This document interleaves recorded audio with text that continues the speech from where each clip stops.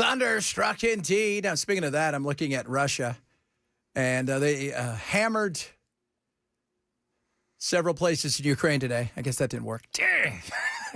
Oh, they were doing it. They were doing it daring yesterday's Yeah, they meeting. were. Talk about just. They were doing it right to them in the middle of it yesterday.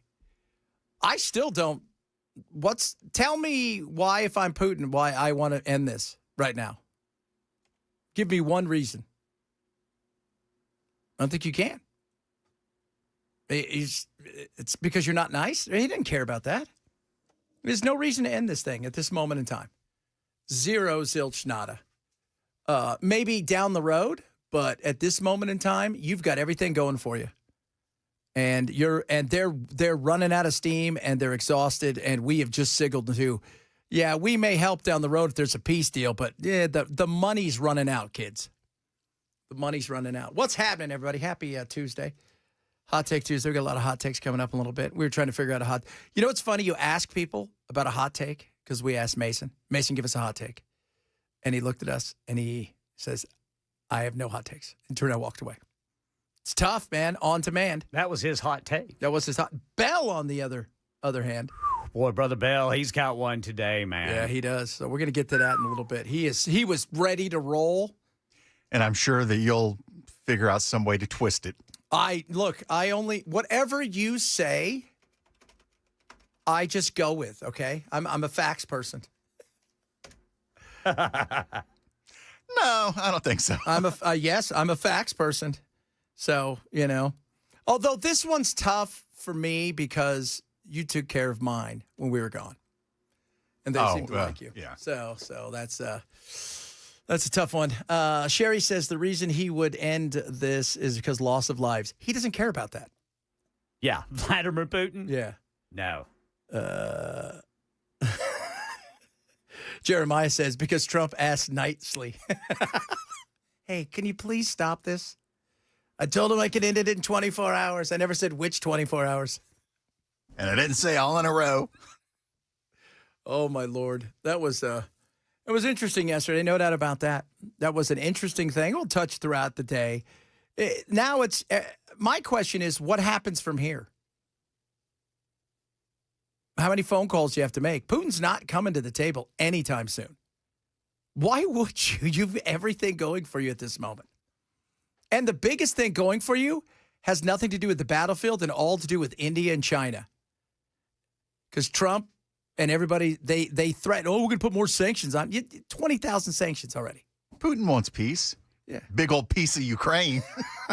Big old piece of that right there. That's what I'm talking about.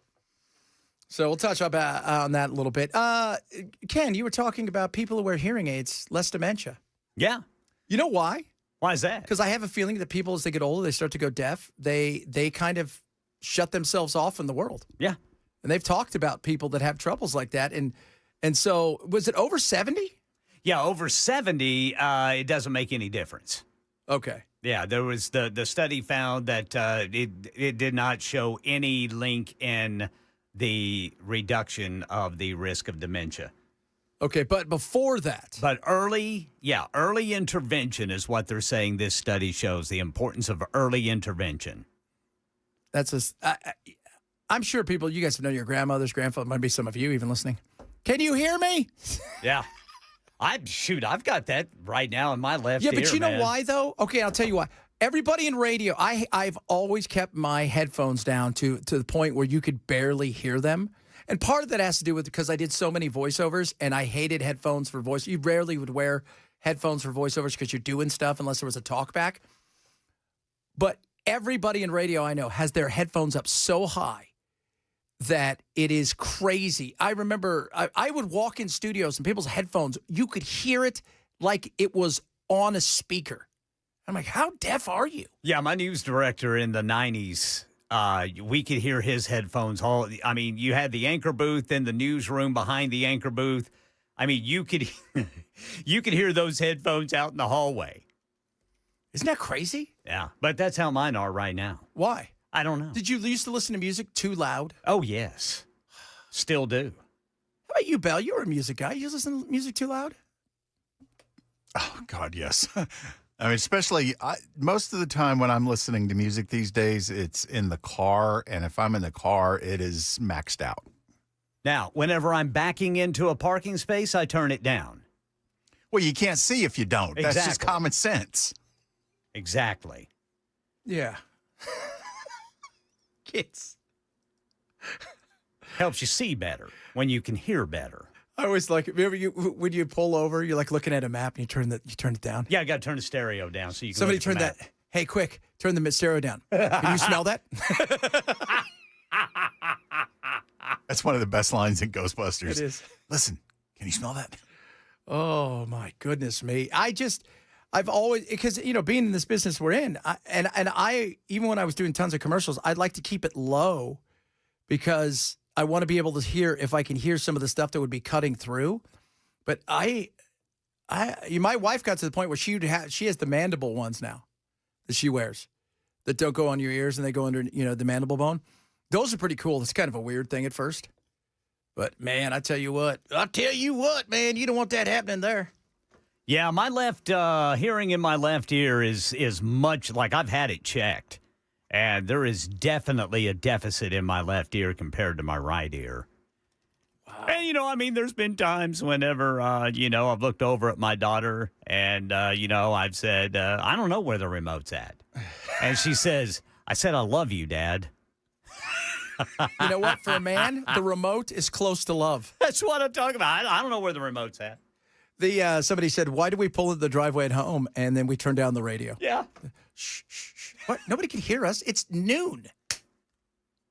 It's noon. It's what? What? Oh, my goodness me. Yeah, but I've known, they've done studies, I know, in the past for when people start to lose their hearing that is almost like a portion of the world shuts out and they become, even though they may be around people, they're isolated. And now you've got, remember for years, up until a few years ago, you had to go to like a doctor to get hearing aids. Why? Well, because what? The hearing aid I bought didn't have your prescription on it for ridiculous. Now you can buy for $29.99. Yeah, you can just get them over the counter now. Yeah. I should get me one. Which is the way it should have always been. Yeah. Oh, of course. I mean, we overregulated so much stuff. Some stuff needs to be regulated. Some stuff we need to have testing. We can all agree with that. Some stuff, though, was so ridiculous. Some stuff was overrated. You can't get hearing aids. Really? Because I can buy a battery if the hearing aid went out. If I can't buy hearing, should I even be able to replace it? Don't give them ideas. No. Well, it doesn't matter anymore.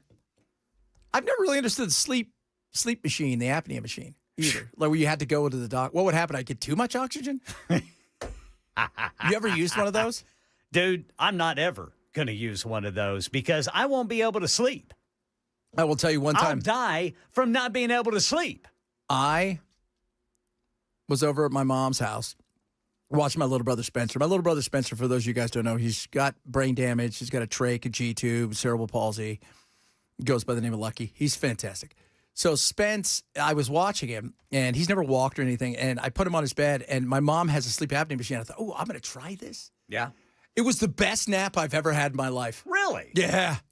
It was amazing. Yeah, but can you lay on your side? Yeah, that was the trouble. All right, that was the trouble. Although, because I was kind of sitting up, and I just laid my head back, and I thought, we'll see how this goes. Yeah. It was like 3 hours of amazingness. Interesting. It was incredible. But the noise, right? I don't know how. Is it a steady kind of like white noise? Yeah, it's a little bit of white noise now. I can sleep with that. Yeah, that's pretty cool. But it was, I will tell you, it is so the best sleep I've ever had. And I don't have one now. But has your wife ever woke you up and go, you're not breathing, you're not breathing? No, she just woke me up and said, pipe down. Your life insurance is up to date, right? Yeah.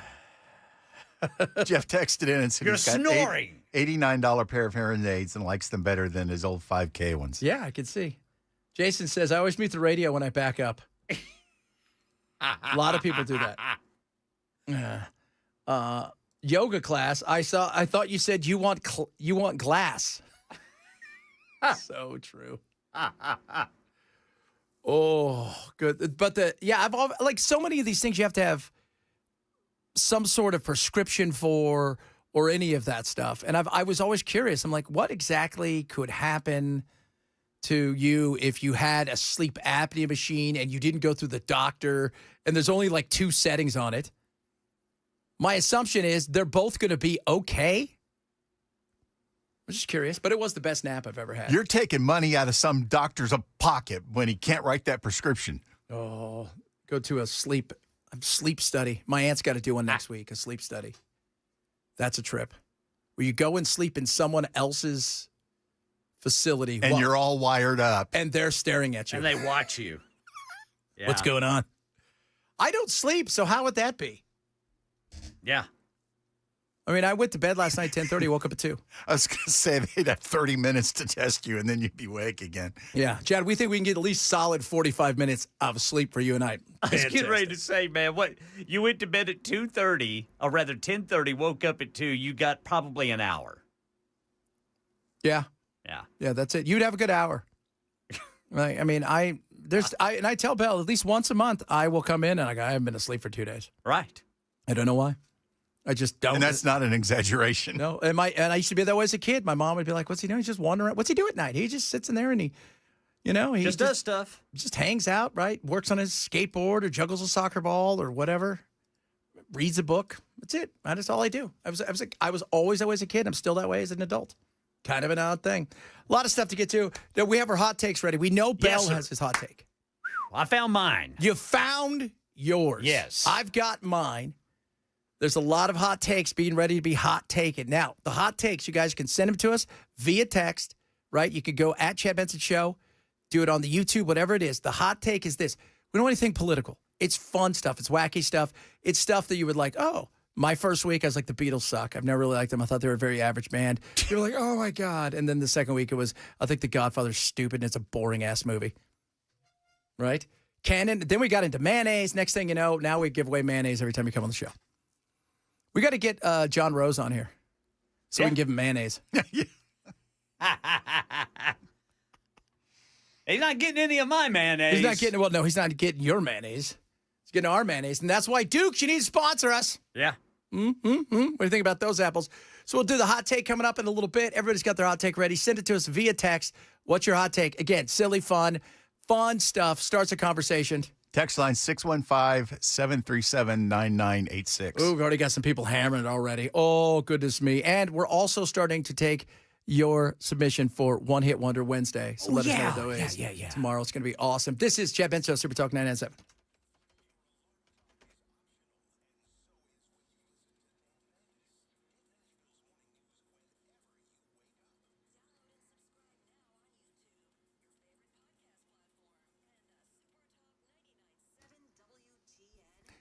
Birch Gold, gold, and then their hills. You never know what's going to happen. Right now, things are a little uncomfortable. Price get a little bit higher. Gold may be set to make another move. It's already up 40%. The dollar's a little bit weaker. Bricks coming even closer together, especially after the whole thing with we're going to put some more tariffs on India. This isn't a good situation. Birch can help you with that. Text the word Benson to 989898 today. Diversification is key. How can you diversify your portfolio, diversify the things you've worked so hard for? Gold can help you with that. The most important thing, though, is getting the information. So many people are like, oh, that sounds great. What do I need to do? Text the word Benson to 989898. Find out, maybe you've got an IRA, 401k, maybe left over from your last job, or you got some money in savings. You'd like to get it to a tax-sheltered IRA backed by precious metals, gold in particular. Maybe you'd like to own some gold. Keep it in your safe at home. You can do that. But the info is the key thing. Birch has it for you. Text the word Benson to 989898 now to get your free info kit, A+ rated by the Better Business Bureau. Text the word Benson to 989898 for Birch Gold.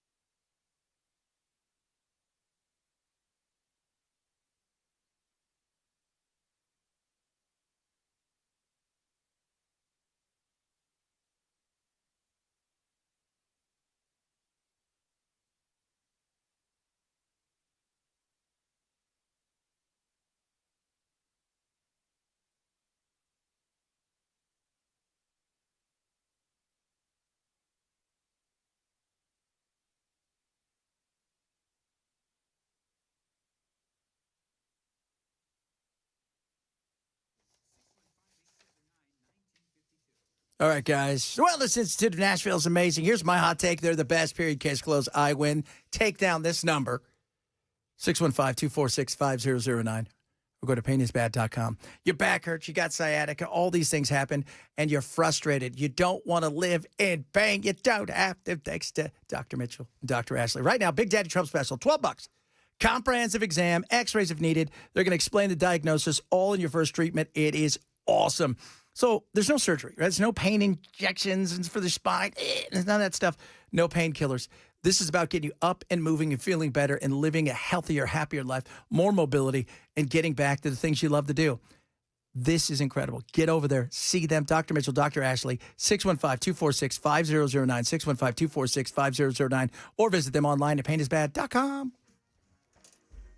An Epstein Files deadline missed. This story and more coming up at 12:30 on Super Talk 99.7 WTN. Epstein, they thought that was going away, huh? Yeah. Well, we're done with all the other stuff. Let's bring out the pedo. Yeah, that ain't going away, guys. No, sir. I hate to tell you if you all thought it was going away. It is Hot Take Tuesday. Every Tuesday, we have fun giving people hot takes on silly, regular stuff, though, that causes some controversy. And I like doing that. It's called Hot Take Tuesday, and it's simple and easy. Every one of us has a hot take. We roll them out, and we're going to start today's hot take with Belle. Cats are better than dogs. Shut up. I'm not arguing with you. Belle hates dogs. You know what? Belle doesn't hate dogs because he took care of my dogs. I did. And Belle likes dogs, but cats are. I love my dogs. They're great. They're amazing. They're incredible. But my dogs are, I don't have a dog. That my wife's dog is red. He's a pain in the ass. I think he's made of feathers. And then Bowie, who's my daughter's dog. I have a cat.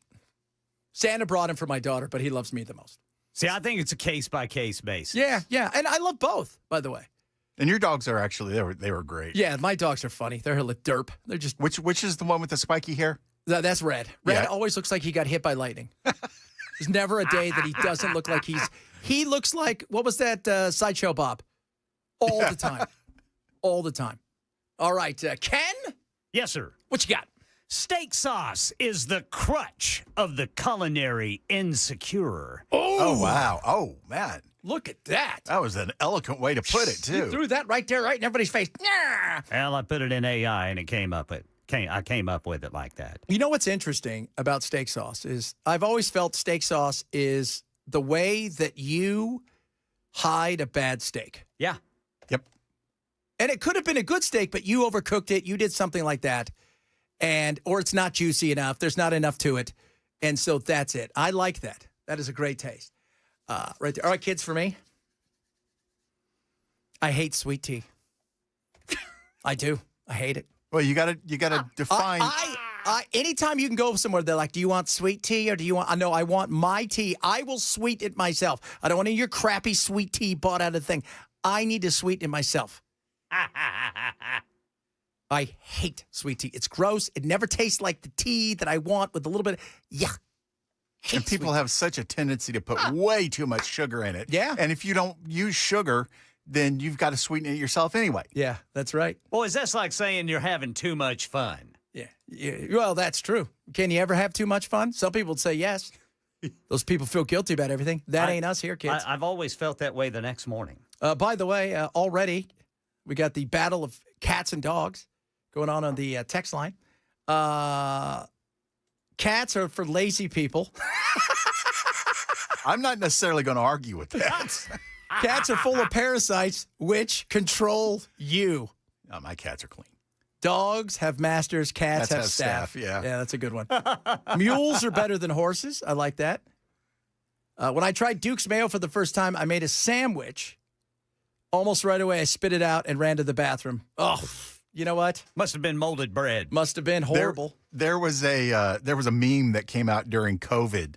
The difference between cats and dogs, and the dog one said, "Oh my gosh, he loves me so much. He quit his job to come home and stay with me. He just can't get enough of me." And then the cat one said, "I knew this idiot was going to get fired one day." It's true. I mean, my cat though. He knows when I'm coming home, because I'll walk in the door, and then out of nowhere he pops up. My wife's like, I haven't seen him for 3 hours. Since you went to work, I haven't seen him. The minute he can hear you coming down the hallway, pops up. Well, when I was taking care of your dogs, I didn't see him for like the first 3 days I went over there. Yeah. He just hid. Yeah, they do. He's an odd bird. Hate sweet tea, move back to California, wherever. I like the sweetness that I produce with the tea. Belle, you and I both talked about this. No. No. Sorry. Steak sauce, too, man. Everybody said ketchup over steak sauce if you're going to have to put something on it. I don't mind A1 if the steak is not very good. Yeah, see, that's what A1 and Heinz 57 is for. Oh, you can't use Heinz. That's John Kerry's company. No, that's right. Oh, yeah, that's Well, right. it's his wife's company. Let's be real. He had nothing to do with it. At all. Hot take, oxygen is the best part to wake up, not Folgers. Hellman's mayonnaise is better than Duke's. Now, there could be an argument for that.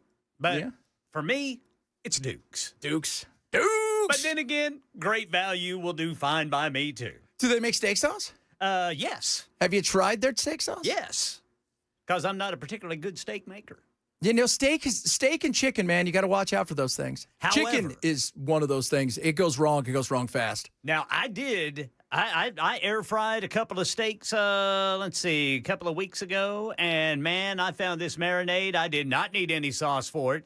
It was both fiery and sweet at the same time. Really? Yeah, it had honey in it, and I can't remember all the other ingredients, but it was fire. It burned and it was sweet at the same time. Burn sweet. It was good. And see, I don't overdo I don't overcook my steaks. I like a little bit of blood in it. I like medium rare. My mom, if you could just kill it and then hand it to her, she'd be good with it. Yeah. Like, I like medium rare. She likes it like just make it so I'm not going to get worms or whatever. Well, I'll just drink apple cider vinegar. Mayo's a culinary mistake. Oh, my Lord. Sweet tea. Woo! Dogs are great, but cats don't snitch you out to the police. Yeah. It's true. It's true. Here's the thing about dogs is no matter whatever happens, they will come back to you 1,000 times. You come home from 3 days of being away from your cat, you may not talk to that cat for a month. They're going to tell you, too, I crapped in your pillow when you weren't looking. I saw a video today where a cat brought their owner a rat. I saw that video. Put it right on her pillow. She was so excited. She was out like a light. He brought that thing right up, and it had the Ring doorbell, but it was, and dropped it right on there. He's like, you're welcome. You're welcome. You're welcome. Coming up, we'll talk a little bit about the war stuff. Still going on, by the way, mail-in ballots. But more importantly, top 30 TV show themes have been named. And as we do it here, we will break it down for you and decide if these things are a yay or a nay. We'll do that straight ahead. Chad Benson Show, Super Talk 99.7.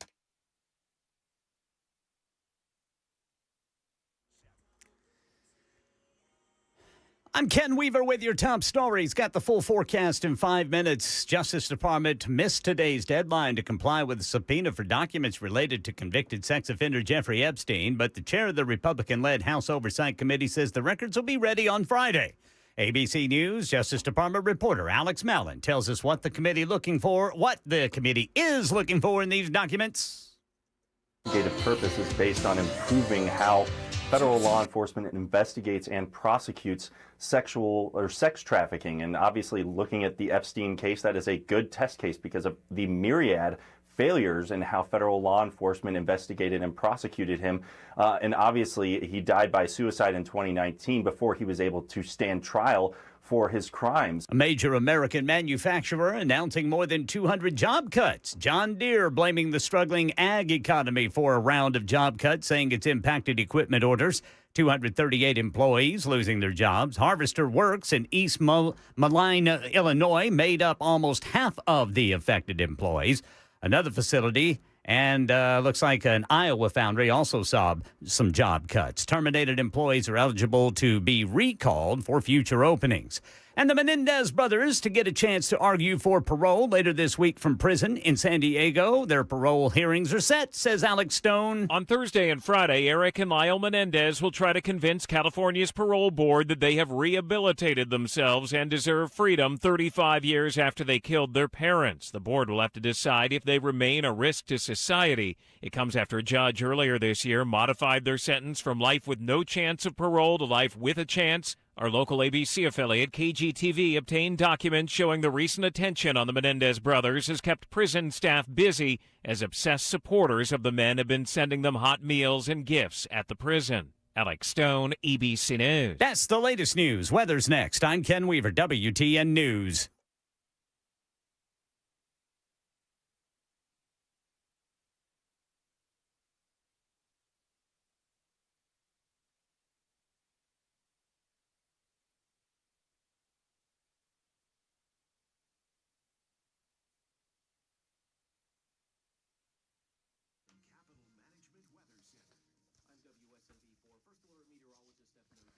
More heat and humidity across the mid-state today with high temperatures in the mid to upper 90s, a heat index between 100 to 105 degrees. Maybe an isolated shower this afternoon. Tonight we're down to the 70s with a couple of showers and some rumble of thunder. That all looks pretty isolated though. Keep the umbrella handy tomorrow. It's not as hot, but it's still very humid. Mid-90s, lower 90s with a stray shower or thunderstorm in the afternoon. All right, guys, gals, ladies, gentlemen. You want to look thinner, and you're doing well. You've lost the weight, but you're at that frustrating point. I'm going to stop you at that frustrating stop right now. Listen to this. Contours, contours, contours. Melt it off. It's incredible. No matter how many crunches you do, it doesn't matter. No matter how many things, I'm just eating grapefruit, it doesn't matter. To get rid of those pesky inches, let Contours melt it away for you. How do they do it? Simple and easy. It's this ultra slim body contouring, and they guarantee you're going to lose 2 inches on your first treatment, or it's free. It's non-invasive, doesn't hurt, very relaxes, and I mean it's instant right there. This is what is incredible about Contours. So if you're frustrated, maybe that shirt's still a little, you think you're getting there, but you're not quite there.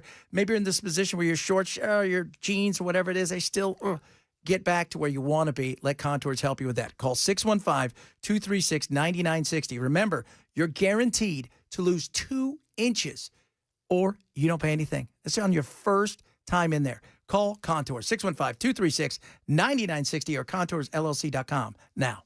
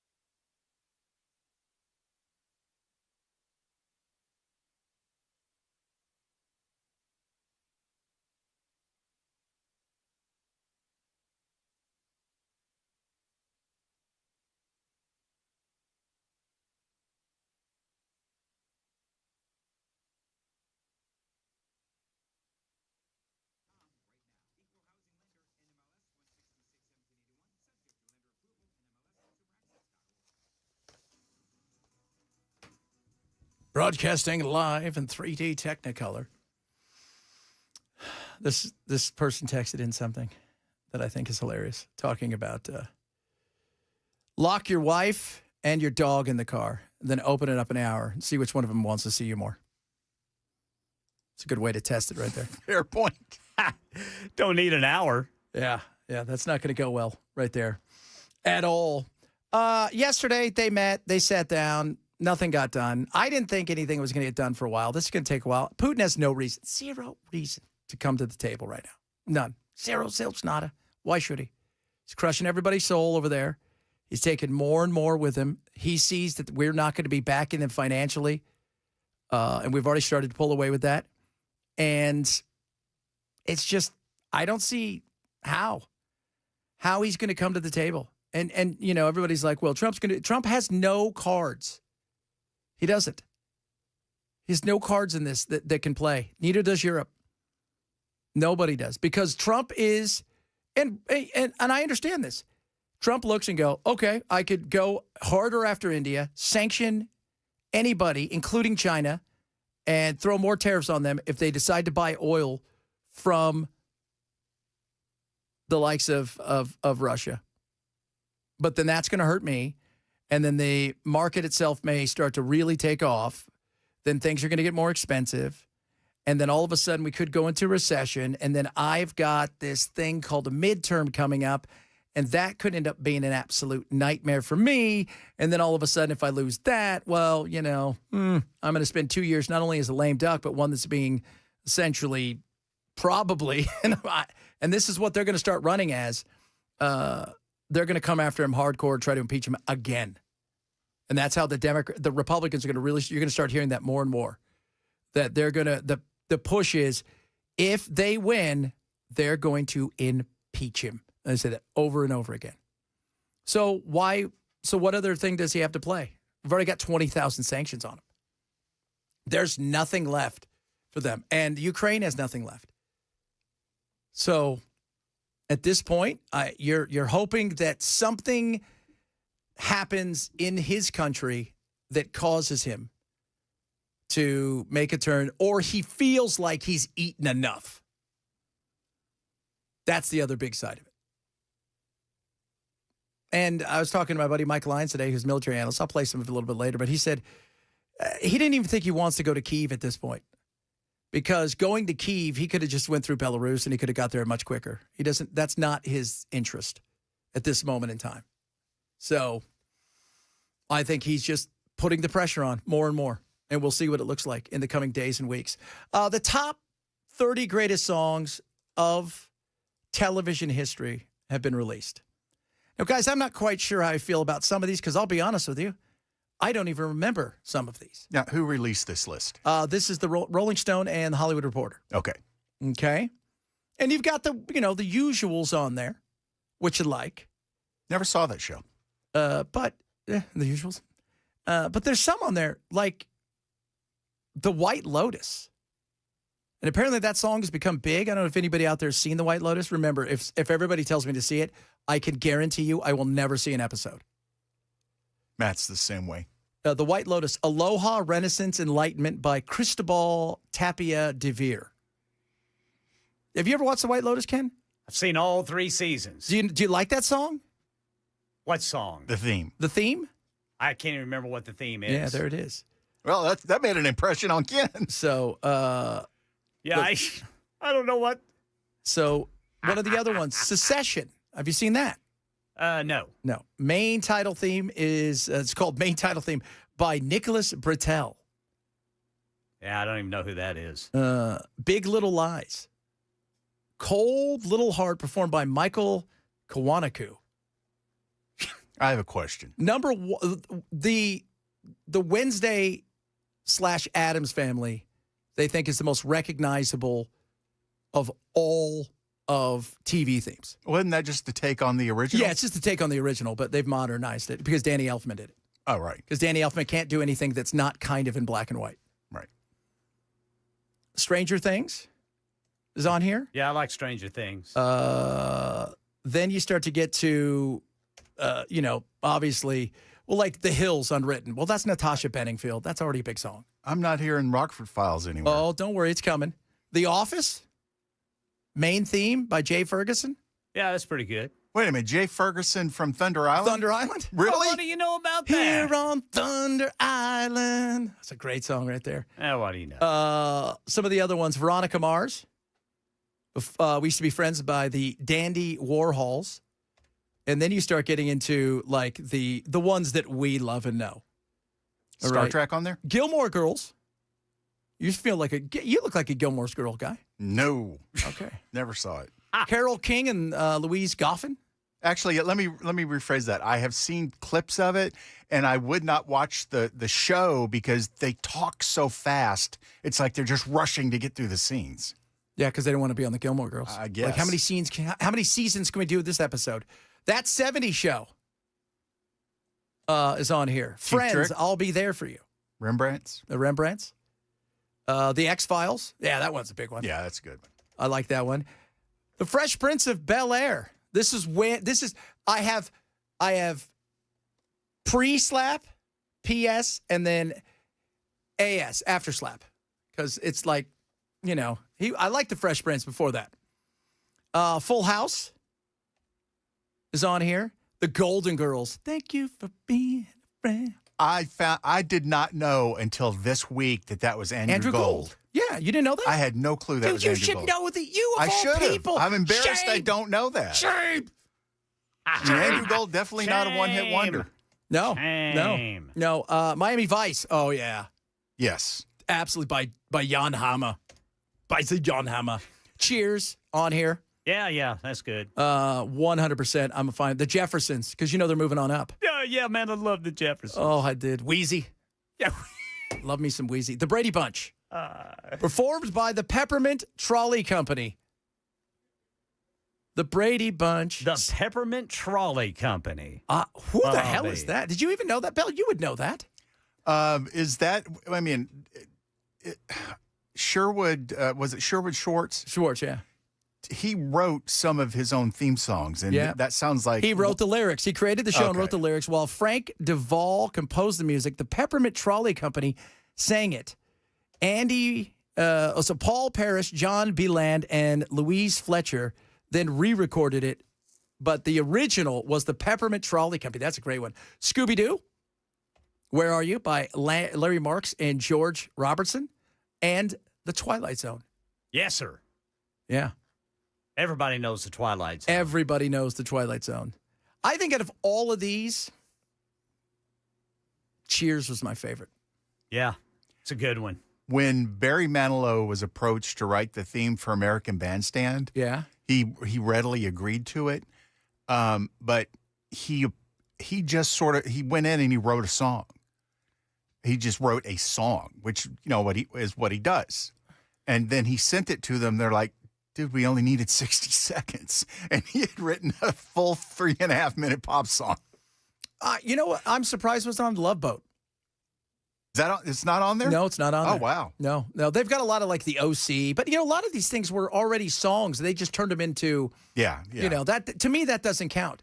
And I'm surprised, what was the Genius show with the kids? Big Bang Theory. Big Bang Theory, yeah. I love how, have you ever heard how he came up with it? So the guys who created it called him, the dude from Bare Naked Ladies. Yeah. Said, I need a song. And he goes, I don't know how to do this. He goes, I went into the bathroom, I took a shower, I came up with it in the shower, walked out, wrote it down, sent it off to him, did it one time, that was it, and now I get a paycheck every month forever. To the tune of several $1 million. That's pretty good. Yeah. That's the way to go. That is, it's like that. Some of those things you think, how could you? I'll tell you how. That's how, baby. I'll tell you that right now. Hawaii Five-0, Hogan's Heroes, MASH. I'm surprised MASH wasn't on there. No Sanford & Son, no Dukes of Hazzard. On MASH, did you know that Robert Altman's son wrote the lyrics? Oh, did he? And he made more money from the song than his dad did from the movie. Really? Yeah, his dad was paid $75,000, which in 1970 was a lot of money. It was pretty decent money. To direct the movie, and his son has made millions off the theme. Yeah. You could have probably bought an entire neighborhood in 75 for that. Didn't the Rockford Files theme actually chart? Yes. Yes, it did. Sopranos is Sopranos was on there. Yeah, that was good. Sopranos. That's a good. That song was a single. They're originally called Alabama 3 until Alabama sued them, and they had to change their name to A3, and they were on Geffen. And we worked that track as a single and got nowhere with it. Stiffed so hard.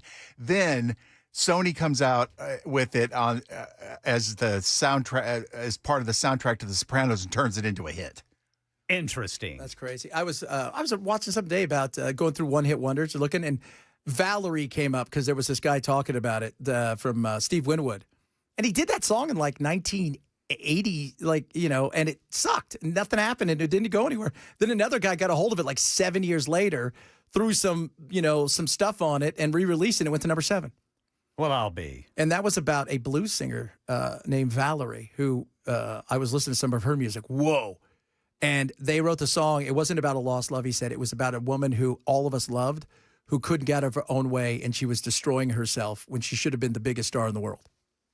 Oh, that was nice of them. She is now. And now she's a footnote. Coming up, I got some of your text messages. We're doing a little Hot Take Tuesday. Non-political. So I'm going to give you our hot takes real quick here. I said, not a fan of sweet tea. I don't like it at all. I like to sweeten my own tea, so stop pretending you know what my tea needs to be sweet-wise. Bell loves cats more than dogs. I'm okay with that. Because he doesn't hate dogs, right? Normally we joke with him. First thing he said to me, he goes, "You're going to tell everybody I hate dogs." I'm like, no, you took care of my dogs. They love you. And then, of course, Ken, give it to yours because yours was so poetic. Steak sauce is the crutch of the culinary insecure. Yes, indeed. Yes, indeed. There you guys go. Just a few of those. We got some more of your TV themes. The greatest. What do you think the greatest TV theme song? If you had to pick one TV theme song, let us know. We want to hear from you guys as well as your hot takes. A lot of other stuff coming up. Got some of your texts about yesterday's meeting with Putin, on Friday, and then yesterday with all of Europe. What's your takeaway on that? And highest paid athletes in the world, sports-wise, per sport, just came out today. Some sports, one of them, I have no idea what it is. But somebody's making like $3 million a year playing it. It's Chad Benstow, Super Talk 997.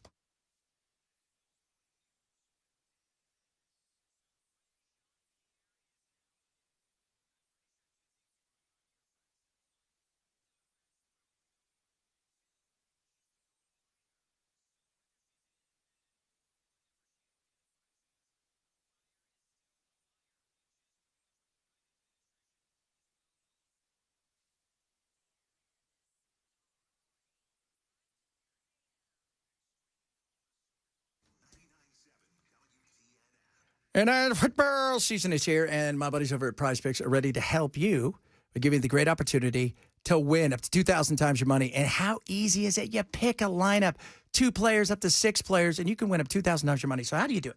It's more, it's less. You're not picking lines. You're not picking teams. You're picking players based on your knowledge. So at football season being here, imagine this for a second. Over here, you've got, Joe Burrow. And you say to yourself, I think Joe Burrow's going to throw for more than 200 yards in this game. And then over here, you've got, Lamar Jackson. I think he's going to run for over 100 yards in this game. More or less. That's all you do. You pick that and away you go. It is that simple. And here's the beauty of PrizePicks. When you join PrizePicks, use my code Chad. You download the app. You get $50 instantly when you play your first $5 lineup. So I just showed you how to play a lineup. The minute you do that, you get $50 instantly into your account to play more lineups. It is that simple. What are you waiting for? Join today. Download the PrizePicks app. Use my code Chad. Get $50 in lineups after you play your first $5 lineup. That's code Chad to get $50 in lineups after you play that first $5 lineup. PrizePicks. Run your game. Must be 21 in Tennessee. Gambling problem? Call 1-800-889-9789.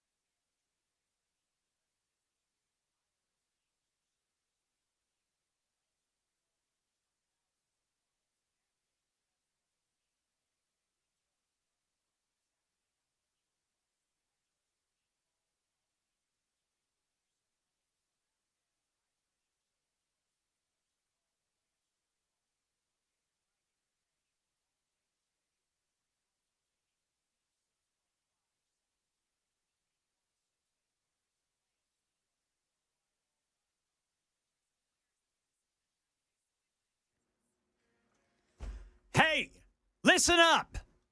We'll tell you about a new study linking hearing aids and dementia risk. What? Coming up at 1 on Super Talk 99.7 WTN. What?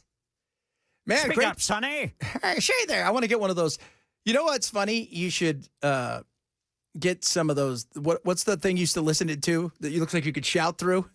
Just walk around. What'd you say? Yeah. One of those big things. Yeah, Like a megaphone for your ear, Yes. worked in reverse. I can't hear what you're saying. Speak into the microphone. Speak up, Sonny. Hey, everybody. A lot of people were bummed that the great American Hero wasn't on there. Remember that? Oh, that was a Believe great it song. or not, Yeah, that charted. That's a great song. Thunder Island. I can't get that out of my head now. And it's one of those songs. Here on Thunder Island. Is that the only Out song? on Thunder Island. What? Out Did on he? Thunder Did Island. is that the only song he had? That could be a one-hit wonder. Yeah. Well, I mean, unless you want to count the theme to The Office now. But that didn't make the charts. Though. I don't think so. Yeah, it's got to be a charter, man. All right. Yeah, Bell's, U.S. charts. Bell's been working. He's like, I think I have this obscure pogo band from 1873 that they redid their song in 1962. It got to number 39 for 12 seconds and then fell off. You guys are going to get a great one tomorrow. One Still Hit Wonder. counts. It charted. Somebody did something very interesting. They because it's hot take, and we're talking about all our hot takes. This hot take was very interesting. Every parent has a favorite child, whether they want to admit it or not. Ooh, that's smoking hot. Is that true, gentlemen? No. No. Well, you know what? Here's the thing. Jack and I have a different relationship than Charlie and I have. Because Jack is a lot like his mom. Jack is kind of a sensitive kid. He's also a brute at the same time. Charlie is me. Charlie is, her and I are two bulls staring at each other every day. It's a different relationship. It's like me and my daughter. Yeah. And than Jack and I have. So Jack's a lot like his mom. He's got a lot of me in there too. But he is, it's a different thing where Charlie and I, there's not a time that we could go across the street to get candy. I can guarantee you her and I are going to butt heads. and that's an interesting thing. So coming up, a lot more to get to. Hour number 2 of the program. We got new words put in the dictionary. Talk a little bit about that. More on Israel and Ukraine. Bad friends. This is interesting. Are you a bad friend? New study out about this that also has to do with the cost of what kids are spending nowadays to hang out with their friends, which is fascinating as well. If you're missing the show, shame on you. Grab the podcast. Shame. Show.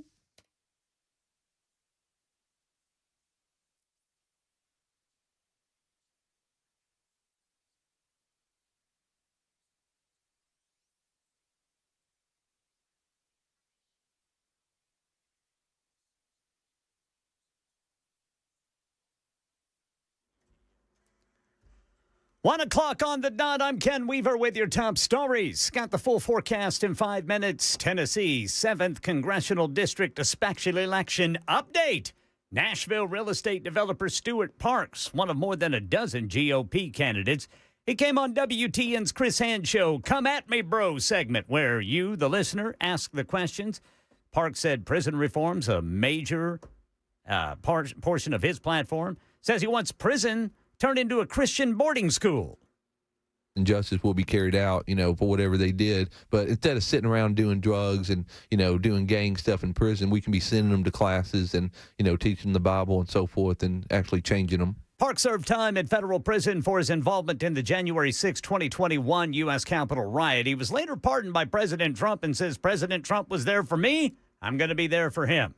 A new study shows a potential link between hearing aids and a reduction in dementia risk. The study, nearly 3,000 adults who used hearing aids to combat hearing loss cut their risk of dementia by more than half. ABC News medical contributor Dr. Darian Sutton has more on what signs to look for if you think you may have hearing loss. If you're having difficulty following conversations, or if you're feeling like everyone is mumbling around you, or if you're frequently asking questions, and this is one of the telltale signs, if you feel like your TV or your radio is often louder than people prefer, those are signs that you should get your hearing checked. I was getting ready to say, I can't hear. That's a pretty big sign. The study conducted by the Framingham Heart Study, researchers said those benefits weren't detected in adults who used hearing aids after age 70. And with interest rates and home prices still high, those who do own their homes are staying put, but they are sprucing things up a bit. And ABC Sherry Preston says Home Depot is benefiting. Home Depot says homeowners are putting off the bigger high capital projects like kitchen renovations and focusing on smaller, less expensive home repairs, which is helping the retailer's bottom line. The company's share price jumped 3% after reporting profits that were a little shy of what analysts had expected. What got traders buying was the fact that Home Depot stood by its earlier forecast for revenue and profit over the full year, not lowering it as some other companies have done recently. Sherry Preston, ABC News. 2 more popular weight loss drugs will now be offered at a discounted price for those who pay for them out of pocket. Novo Nordisk says the price will be slashed in half. Here's Stephanie Ramos. Pharmaceutical giant Novo Nordisk is teaming up with GoodRx to offer Wegovy and Ozempic for a flat $499 a month. This is for people who qualify and who are paying cash. And yes, it's the same pre-filled auto-injector pens that many patients already use. Competitor Eli Lilly already selling its main weight loss products for a discounted price, but it doesn't include the self-injector pen. And that's the latest news. Weather's next. I'm Ken Weaver, WTN News.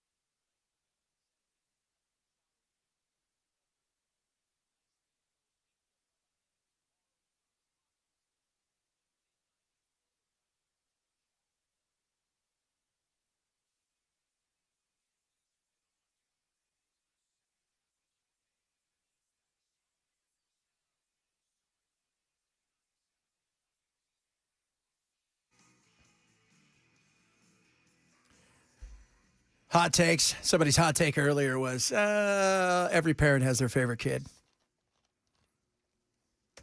When I was a kid growing up, my sister was the favorite kid. But it was weird because I was an only child till I was 10. By the time I was like 15, 16, I was I'd moved to Europe to play soccer after my dad died. So it wasn't like didn't really hang out that much. But I always felt like she was the favorite. And look at her now. She's a tramp. She had like a dozen kids. She is. I told her. It's a vagina, not a clown car. Stop having babies. That is just brutal. Oh, my God. I'll say it as it is. Ooh. My family will have nothing to do with her at all. My mother hasn't talked to her for years. She will talk to me once in a great while. I just check in. We like to check in just to make sure she's not doing anything she shouldn't be doing. Or when the police call and go, do you guys know who Amber Benson is? Like, never heard of her. was one of those deals where it was just too many second chances. Oh, way too many. So I have 7 nieces and nephews that are my brother and sister. So the last 4, well, 3 of them. One is got microcephaly and a bit of autism. That's Coda Bear. Love him. Then there's my little brother, Elisha, he was just out here for a month and a half. Crazy. Oh, that's the one I met. Little E. He's nuts. I love him to death, but he's crazy. He's got defiant disorder. He is. And then my brother Spencer, who is in the wheelchair and is all this kind of stuff, and he's a hot mess. And my mother never forgave him for that. And then we've got another one that my sister didn't do anything with, and he's fine. And his name is Bubba Kenny. So, but the older Kenny. ones are fine. But outside of that, hot mess. Charlie's different though. My Charlie's crazy. Damn, son. I know. Did you guys laugh at that? Come on, you guys know you did. You know you laughed at that. Man. Oh, Ray says a father of 4. It's true. It's, again, different. It's a different thing, you know? And some kids, by the way, some kids are also that way. They've got their favorite parent that they go to, that they're closer with. Doesn't mean you don't love them. Right. It's just one of them you may be a lot closer to. Yeah, when it comes time to read the will, one's going to get a little bit more than the other. It's possible that happens. I can guarantee you my sister's getting nothing. Oh, Chad, that's not very nice. A lot of people chiming in on, because we did the top 30-ish songs of modern, well, really of all time. Of all time when it comes to TV themes. How was there no Gunsmoke? How was there no Bonanza? Everybody, even people, my son will laugh when he hears the Bonanza theme because he knows what it is. Remember when you were a kid watching it and then you started to realize, oh my God, the Ponderosa is the same size as California. You're on my land, are you? I have no idea. Our land is so big. And I love how people always thought that the Ponderosa was like in Kansas or something. No, it was in Nevada. Yeah, and parts of California. I laughed hard. If it's true, it's true. Yeah, well, it's true. So you became the favorite by always being there for them. Yeah. Again, parenting's a weird thing because Charlie is like, she's really in the mommy phase right now. And boom, that's it. Like she's in it. And her and I, but because we're the same, man, she will look right at me too. She's not afraid. She'll give it the look. Couple of Dobermans staring each other down. But you know what? I'm fine with that because in life, life's a little, sometimes you got to take the bull by the horns. Yeah. And sometimes, well, you get that bull, you're not very happy about it. The Ponderosa was a great buffet. I never ate there. The Ponderosa buffet? You never had Ponderosa? I don't think we had it out in California like that. But that was actually, what's his name that played Hoss was a big investor in that. Dan Blocker. Yeah. Hoss. Freaking loved Hoss. Hoss. I think him and Nick Barkley should have fought. They should have merged those two shows and had Hoss and Nick Barkley go at it. That'd have been a great little crossover. Yeah. Remember that in the 70s and 80s when they would do crossover television shows? That's a big deal, man. Like, hey, this week on Love Boat, Chips rides their motorcycles on to catch somebody. Like, yeah! Because that would happen. Watched Chips my entire life, and I never could figure out why have they never been on the freeway? Why are these guys doing stops off the freeway? That's not their job. I remember watching an episode of Chips, and there was supposed to be a scene where there's this oncoming car that hits a parked car and flips over, and the ramp that they needed to use to get the car to flip actually falls out from behind the parked car, and they left it in the scene. Well, and I mean, didn't they solved crimes? They did. I remember the time, one of my favorite episodes, and I remember this, let's go back in the way back days, where they were solving crimes at the beach. Again, if you've ever been to California, nowhere near a freeway. In Santa Monica, again, nowhere near a freeway. And that was the jewel thieves who had those shoes that that really were Heelys before Heelys, and they would steal the jewels and they would skate off. That's right. Never happens in real life. Oh. Ever. Dan Blocker was an episode of Three Stooges. Was he really? Mm-hmm. Well, I got to look that up. He used to have a farm here in Franklin. Awesome. And the later episode of the Stooges, when it was instead of Moe, Larry, and Curly, it was Steve, Shemp. Bob, and Fred. Oh, Curly Joe. Yeah. Yeah, that one fat guy who took over for Curly, Mo didn't like him because he did not want to actually be hit.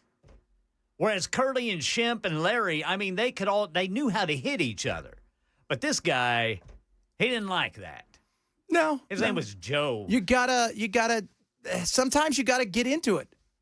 Right? That's man. part of the fun. Yeah, that was the Three Stooges' genius, was slapping each other. That was, well, because back then physical comedy worked. It did. It's hard today to do physical although I haven't seen the latest Naked Gun, but I heard there's some good physical comedy in that. Well, and they came out of vaudeville, too, so there wasn't like they had a lot of, they weren't using stuntmen in vaudeville. No. Like, who was the guy that used to do all of the stunts? Was it he'd hold on to the up in the air, he'd hold on to the clock, and he would have the house fall, and he would stand there, and it would, he would go through the window. I forgot, but there was something, like you said, they didn't have stunt guys. Yeah. There was none of that stuff. It was back in the day when they would make 12 movies in a week. Yeah. Yes. They would totally do that. Some of you chiming in about yesterday. Look, everybody, I'm not down on Trump. I think Trump did a great job. He met with the pooter. Nobody meets. You can't have a conversation to end a war when the antagonist is not involved in the conversation. I don't know how easy. And that was great that he did that.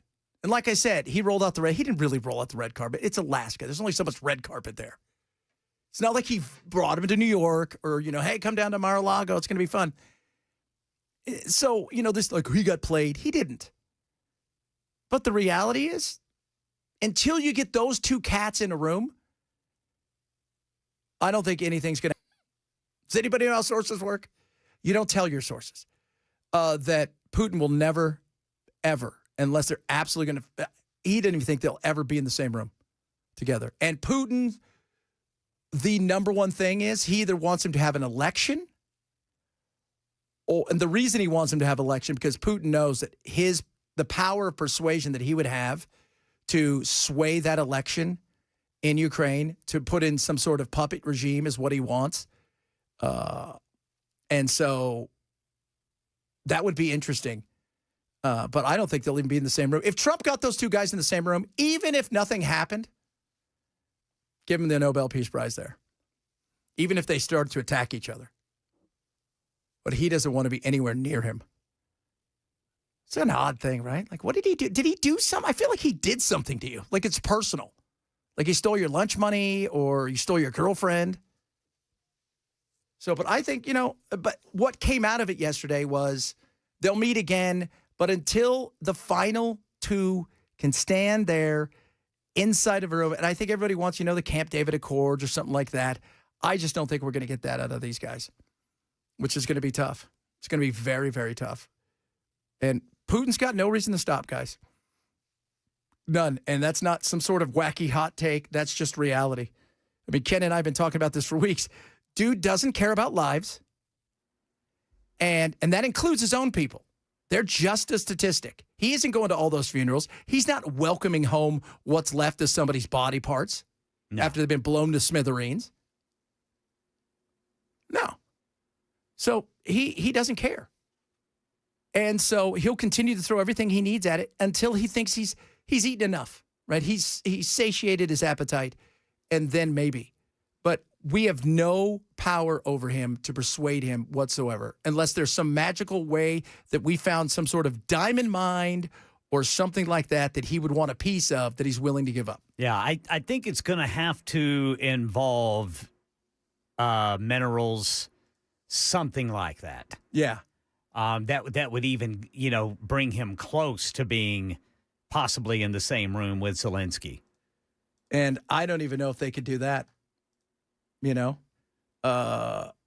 Really. I mean, I don't. He wants him so bad to hold an election because he thinks he can sway it. And that's what he wants. He wants a vassal state. He wants somebody in there that he could put in control, like he's done Belarus and some of these other countries. And yeah, getting in the same room with them, that would be a miracle itself. And Putin is just like Xi. They know Trump's out in 3 years. Yeah. They're just going to wait it out. Wait it out. I mean, because these two are dictators. They don't go anywhere. They don't. You're right. They don't. They're not. They go to the places they're welcomed. They may go to China or to Russia. Yeah. Maybe to, and even then, I mean, it's very rare. Maybe they would fly to North Korea, and that's a maybe because they don't want to be on planes. They don't want to be on any of these things. They recognize that they live by the sword, they die by the sword. Yes. Xi's a little different. He's willing to go. Less probably pot shots at him, but even then, he's gotten to the point where he's not a big traveler anymore. So, like you said, and Trump's out in 3 years. And they also recognize not only is Trump out in 3 years, but should things not go the way that Trump and everybody hopes they do next year in the midterms, Trump is essentially tied up for the last 2 years with investigation after investigation, potential, another opportunity to go and impeach him. Yeah, if the Democrats get the House, that is exactly what is going to go down. Yeah. That's going to be an interesting thing. Very, very, very interesting. Hot Take Tuesday. We do hot takes here because that's what we do. My hot take of the day, and several of you have agreed with me, which I'm surprised, although one of you has called me a socialist, is I don't like sweet tea. Now, I like my tea sweet, but I want to do it. To think one size fits all with sweet tea is fooling yourself. For Bell, what is your hot take, Bell? Cats are better than dogs. Cats are better than dogs. And my good friend in there, Ken, what's your hot take? Steak sauce is the crutch of the culinary insecure. Lordy, lordy, it is. It is indeed. We've been talking about the fact that if you're using steak sauce, there is a very good chance you have either ruined it or it was never really a good piece to begin with. You've overcooked it or it's liver, right? Liver, no matter how good you cook liver, you know what it is? Liver. It's liver.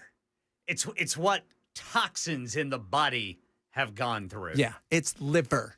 Although I have liked fried livers before. Really? Yeah. As a kid growing up. This is another reason. My mom has been known to, when we're out to eat, order a plate of fried livers and a cup of coffee. Wow. That is... Chicken livers. Chicken livers. Yeah. We were poor growing up, and we used to get the government cheese, which, by the way, government cheese, just to let you guys know, no matter how hard you tried to make that thing a grilled cheese, it was never a grilled cheese. It never melted. I don't think it was supposed to melt, but apparently it was consumable. Yeah, but she would get liver because it was cheap, and we had liver like 3 nights a week. Yeah. It is gross. It's like eating the tongue of your shoe. Just putting that out there. All right, coming up. I definitely put steak sauce on my liver. Yeah, I would put steak. I would just drink the steak sauce. Coming up, we'll have it's Hot Take Tuesday. We'll give you some more of our hot takes. We're also got the words, baby, the words. We got new words putting in the old dictionary. Talk a little bit about that as well. If you're missing the show, shame on you. Grab the podcast. Chad Benson Show, Super Talk 997.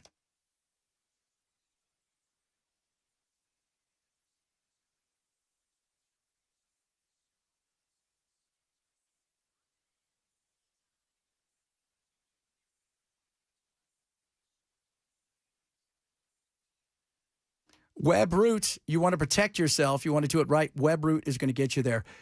Do not, I repeat, do not think for a second, hey, I should go on the internet. Your data is out there, and if you're not protected, woo-wee. It's like having no seatbelt on and driving without car insurance. Don't do it. Now, check this out. What does WebRoot have? Antivirus and web protection. Real-time protection against malware, ransomware, phishing, and so much more. Built-in firewall and monitoring, which is great. They got identity protection, which is awesome, up to $1 million in theft-related expense reimbursement, and advanced dark web monitoring, which is great. There are several different, programs to choose from. Maybe it's just you. You can get up to 5 devices. Maybe it's for you and your family. 10 identities, 10 devices. Think about your mom and dad, grandma and grandpa, and kids. Helps protect from online predators. You got VPN and backup, just to name a few things. 24/7. U.S. customer service and no annoying pop-ups. Yep. 50% off right now. Either WebRoot Total Protection or WebRoot Essentials. This is what I want you to do. WebRoot.com/Chad. That's WEBROT.com/Chad to save 50%. WebRoot.com/Chad. Live a better digital life with WebRoot.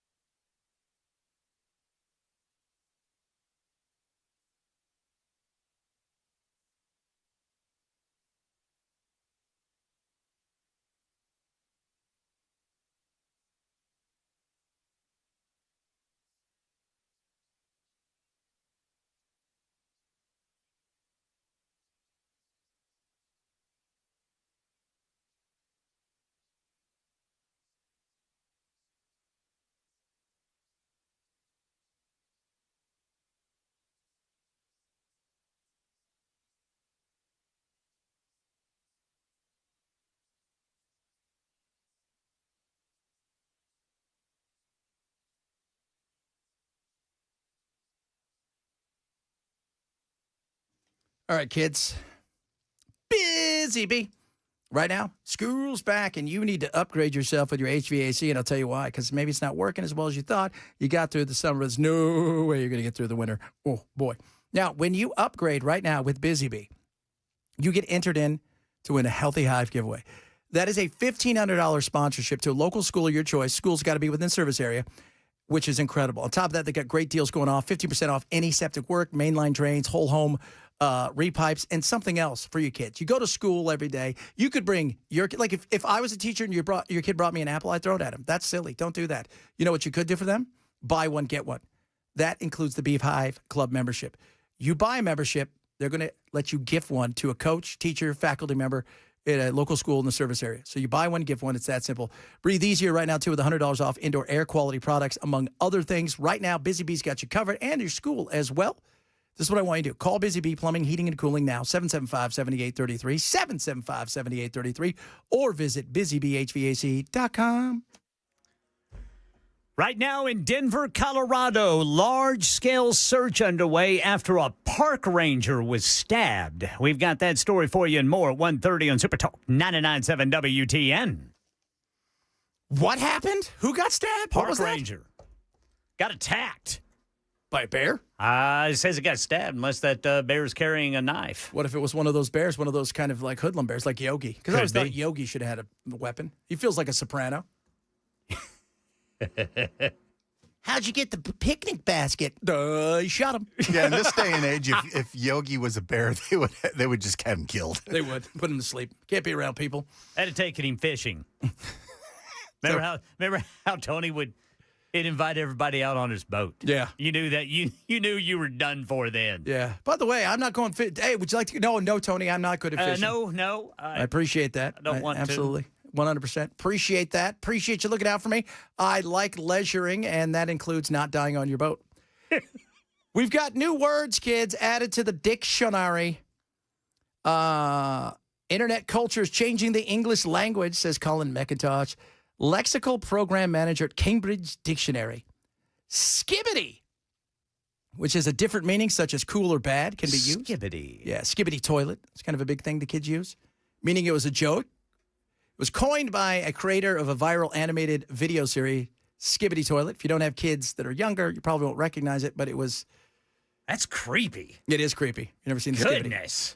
Skibbity. Gen Alpha. New dictionary edition, referring to people born in the 2010s. Delulu. It's a play on delusional. We've used that on our urban word of the day. Our good buddy Brad Palumbo uses a lot. He always tells everybody Delulu. Luke. L-E-W-K, a play on the word look. Apparently, it's a big thing on the fashion shows. Trad wife, we've talked about that. That's basically, it's a stay-at-home wife, traditional. That's what you just call your mom, but now they have to have a name for it. Broligarchy. This one's interesting. Look at Bell's all, what? Huh? What? It's a blend of bro and oligarchy, meaning a small group of men, especially men, owning or involved in a technology business who are extremely rich and powerful and who have or want political influence. So Zuckerberg, Musk, they're part of the bro-oligarchy. I could get that. I get behind that. I understand that. We got a little bit of that going on. Inspo for inspiration. Why can't you just say inspiration? It takes up another second. Yeah, too many syllables. You bring feeling to my life. You're the inspiration. When I love somebody. All right, Always there, on my mind. Satira. You're the meaning of my life. You're the inspo. When I love somebody, always. No one needs you more than I. Delulu, Skibbity seems to be the big one. Skibbity. Skibbity. Did you look up Skibbity toilet? Yep. Skibbity? He pops his head out of the toilet. Yeah, Skibbity. that's a creepy looking dude, man. The first time the word was used was in 2018 with a band.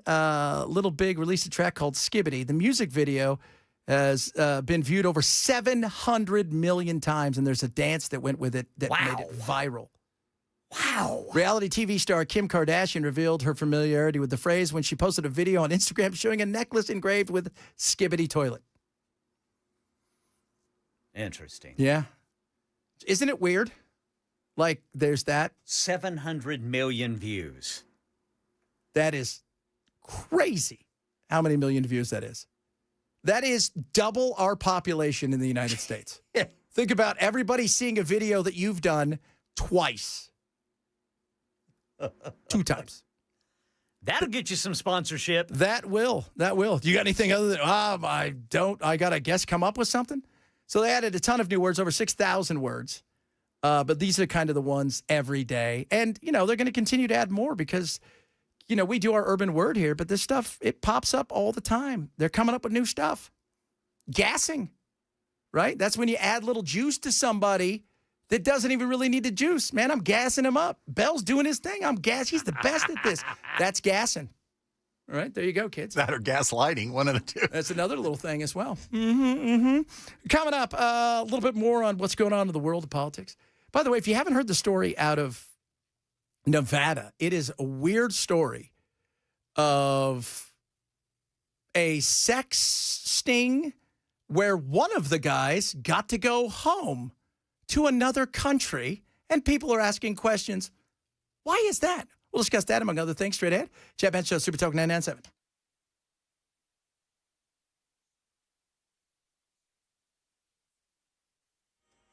I'm Ken Weaver with your top stories. Got the full forecast in 5 minutes, and a large-scale search underway outside of Denver, Colorado after a park ranger was stabbed. Here's ABC's Alex Stone. At Staunton State Park in Jefferson County, Colorado, heavily armed SWAT team members have been making their way through the woods looking for a man who stabbed a seasonal park ranger. The sheriff's department says it is an active search. The park ranger is at a hospital. Their condition is unknown. It's also unclear what led up to the stabbing. Back here in the volunteer state, Tennessee 7th Congressional District, a special election update. Nashville real estate developer Stuart Parks, one of the more than a dozen GOP candidates.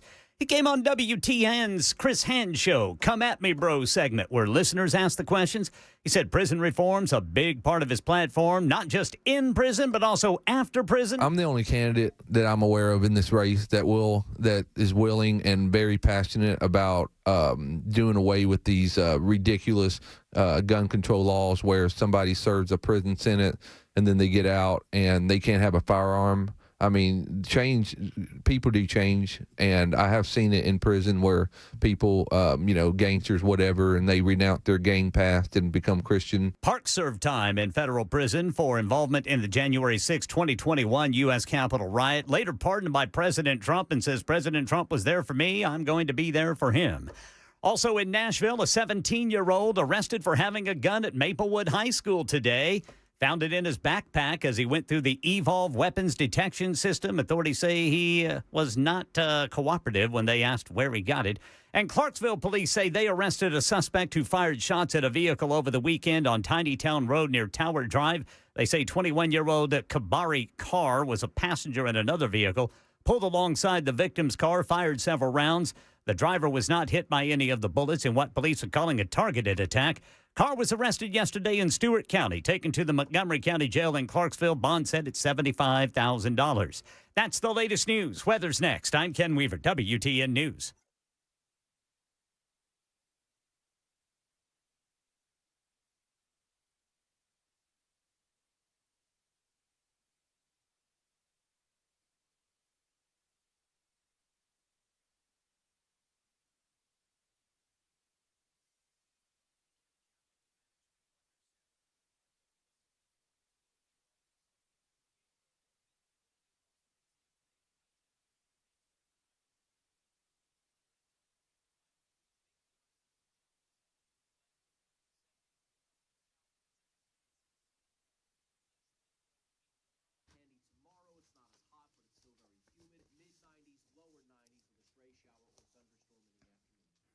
USS, United Structural Systems. Let me tell you something, guys. 30 years in business, 30,000 happy clients, customers, part of the family. If you've got issues and you're worried, I got a little bit of moisture under there. Moist. Is it rain? Did we collect? Is my foundation good? All of that stuff that you don't see but you worry about, trust me, USS is there to help. Something, and everybody who's owned a house knows this, don't let something tiny become something big. That crack where that water's got in, we went through the winter, maybe some of those, you didn't really think you lost any, but all of a sudden there was enough, a little bit of a pinprick that all of a sudden, it's everywhere. It's collecting mold, wood rot. Don't let it happen. Call USS today. I'll tell you what, they're going to come out, absolutely free inspection. Not going to sell anything you don't need. But if you do need anything, you'll be thankful you called USS. Doesn't matter what it is that you have problem. They are there. They're going to help you in every way, whether it's your crawl space, your foundation, walls, whatever it is, they're there to help you. Call the best in the business, USS. Don't delay. Call them today, 615-488-7855, 615-488-7855, or online at USSTN.com.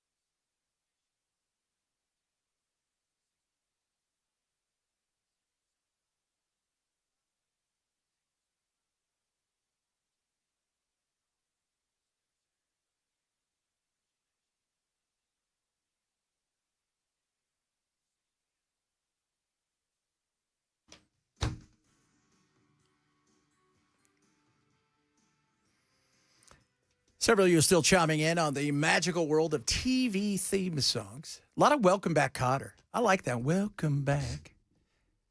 Yeah, that charted. Did? Yeah. That's a good song. It's a good song. Man, you look at shows in the 70s, you think, ooh, Has it? Ain't we lucky we got him? Good times? There was not a lot of good times there. Ain't we lucky we got Especially when James got shot. Yeah, James got shot. Remember that? Black Jesus, Black Santa Claus. The gangs. Michael, he became militant. And then, of course, you had that young girl next door who ended up becoming the biggest star of them all. Janet Jackson. Janet Jackson. But it's when you watch that show, it's like anything in New York. Like even when you watch the opening of Welcome Back, Kotter. And I think Chicago, right, is where Good Times was. Yeah, Chicago. Cabrini Green, don't go there. That's also where the Candyman was. But it was just, everything always looked grimy and dirty, right? Didn't it? Like when you watch the opening of Hill Street Blues, it never looked like there was ever a summer. It was just always gloomy, cold. Overcast and depressing. Just a horrible thing indeed. So somebody just texted in about gerrymandering, redistricting, because tomorrow they're going to vote on it in Texas. They're going to get it done. I am not a fan. I'm going to tell you guys this right now.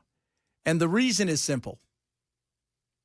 Both sides do it, but it takes out any real need for them to do anything actually real. Well, they may do some stuff here or there. They may have an agenda and feel like they have a mandate, and they may do some, even now. Think about it. A vast majority of what Trump has done has been executive orders. How much have they really codified? And the one big thing they done, I don't think it was that great. I think the big, beautiful bill missed in a lot of different ways. I think the middle class should have had a way more of a tax cut, and I don't think the wealthy needed a tax cut. But for the most part, Trump has done everything. And without him, they don't get anything done. They're like, yeah, you do it. You do it. I want politicians to work for us. And when you gerrymander and you draw it up, it's where you can't lose. And it's funny because you would think, think about this for a second. And this is Greg Abbott yesterday talking about it.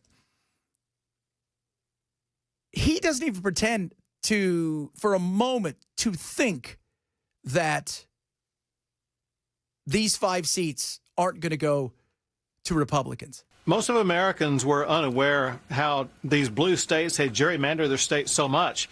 It's so ironic that these Texas Democrat House members went to Illinois, which is one of the most gerrymandered states in the entire country. And when you look at California, Illinois, Massachusetts, New York, they've squeezed out all Republicans they can possibly squeeze out.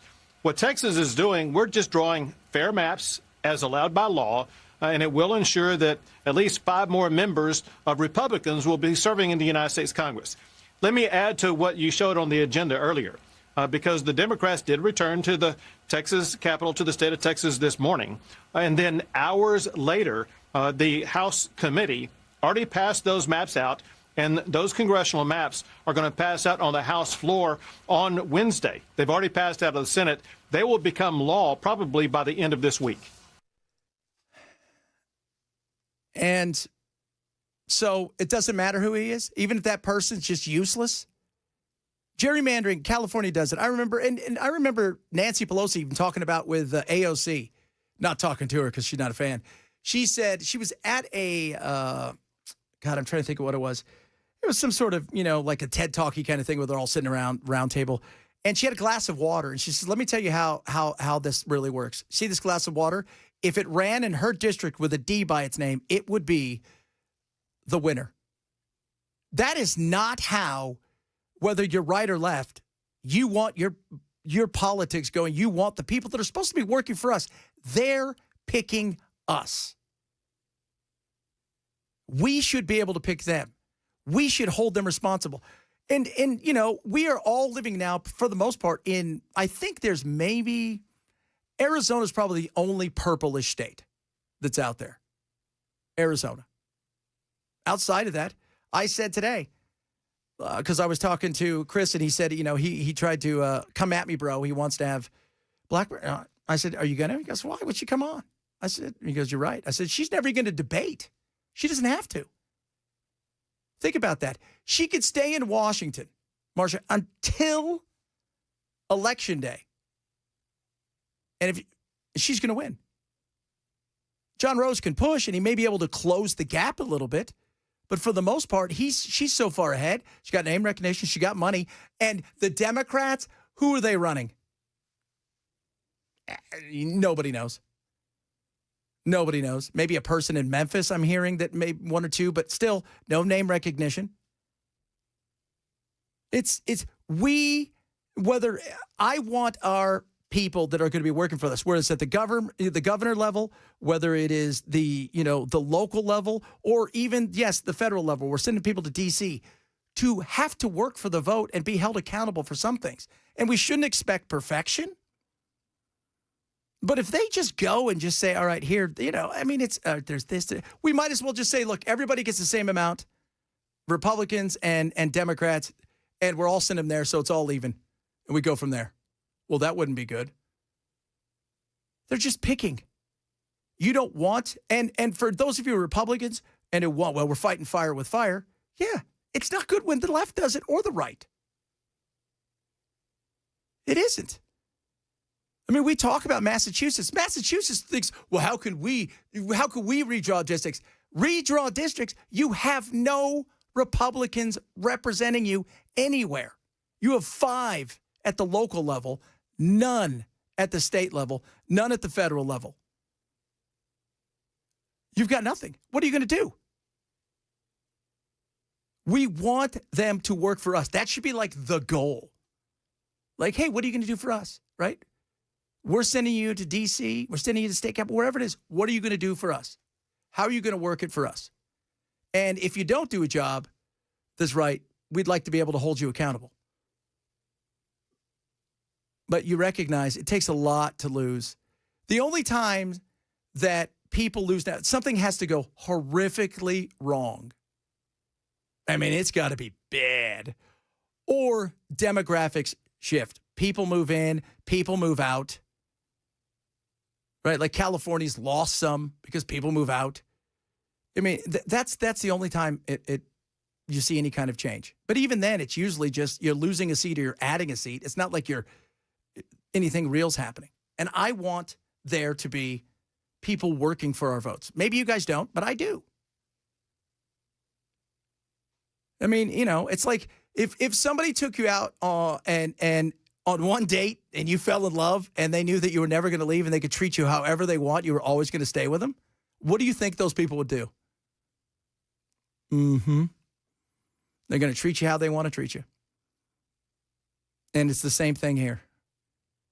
The fact that now the only thing that matters is the primaries and getting through that. And even then, the parties are going to pick really and throw their might behind one person. So whether California's coming up, and by the way, California, that's going to be a stretch for him. Because even in California, a vast majority of Californians left or right are like, yeah, we don't want you to redistrict now. This is stupid. And, he wants it bad when he's not memeing because that's all he does now. And we'll see what DeSantis and them do. And I think Indiana's going to do something as well. It's going to be interesting, no doubt about that. Yesterday, Donald Trump wants to get rid of mail-in ballots. Mail-in ballots are corrupt. Mail-in ballots, you can never have a real democracy with mail-in ballots.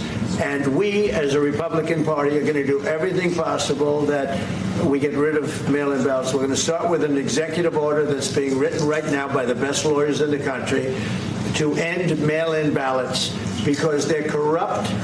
And you know that we're the only country in the world, I believe, I may be wrong, but just about the only country in the world that uses them because of what's happened. Massive fraud all over the place. The other thing we want change are the machines. For all of the money they spend, it's approximately 10 times more expensive than paper ballots. And paper ballots are very sophisticated with the watermark paper and everything else. We would get secure elections. We'd get much faster results. The machines, they say we're going to have the results in 2 weeks. With paper ballots, you have the results that night.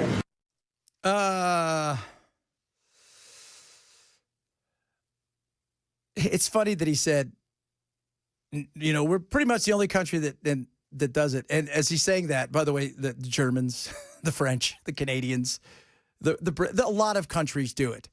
Our issue here, and I was telling, one of the real reasons we have issues with how long it takes is A lot of places, because there is a division, the closer you are, automatic recount. So there's one of the things that happens. Automatic. It's written in. If you're within like 2 percentage points or whatever, it's an automatic recount. The second thing is we vote on everything.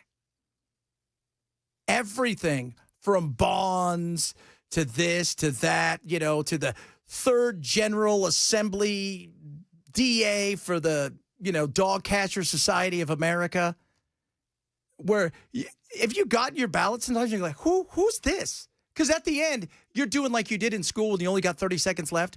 You're just writing C, C, C, C. Am I right? I remember doing that sometimes, yes. See, oh my gosh, you feeling nervous? Like, you don't know who some of these people are. You go to other countries, you know what they have? They have like one page right here. Here's what you get to choose from. You don't get to do that. You're sending those people to do some of the other stuff. So that's one of the issues. And the smaller the race, the less people bother to educate themselves on it. Very true. I mean, that's so true. Because we get to vote on, everything. It depends on where you're in the country. Or the city or the county. There's so much stuff you get to vote on. Judges, sheriffs, all of this. It's crazy. If you want to get rid of mail-in ballots, well, first of all, that's let the states handle their own thing. That's the beauty. That's one of the reasons why we are so hard to hack on a nationwide level. It just can't happen because every county, municipality, state, they all have their own thing. It makes it hard. There's not one uniformity to it. But if you're going to have it, make it a legal holiday, right?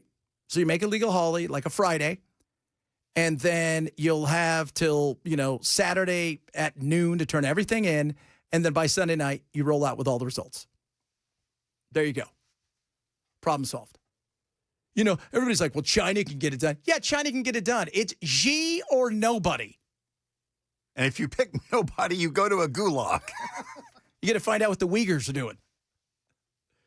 So how hard would that be? Do you think they're voting on bonds?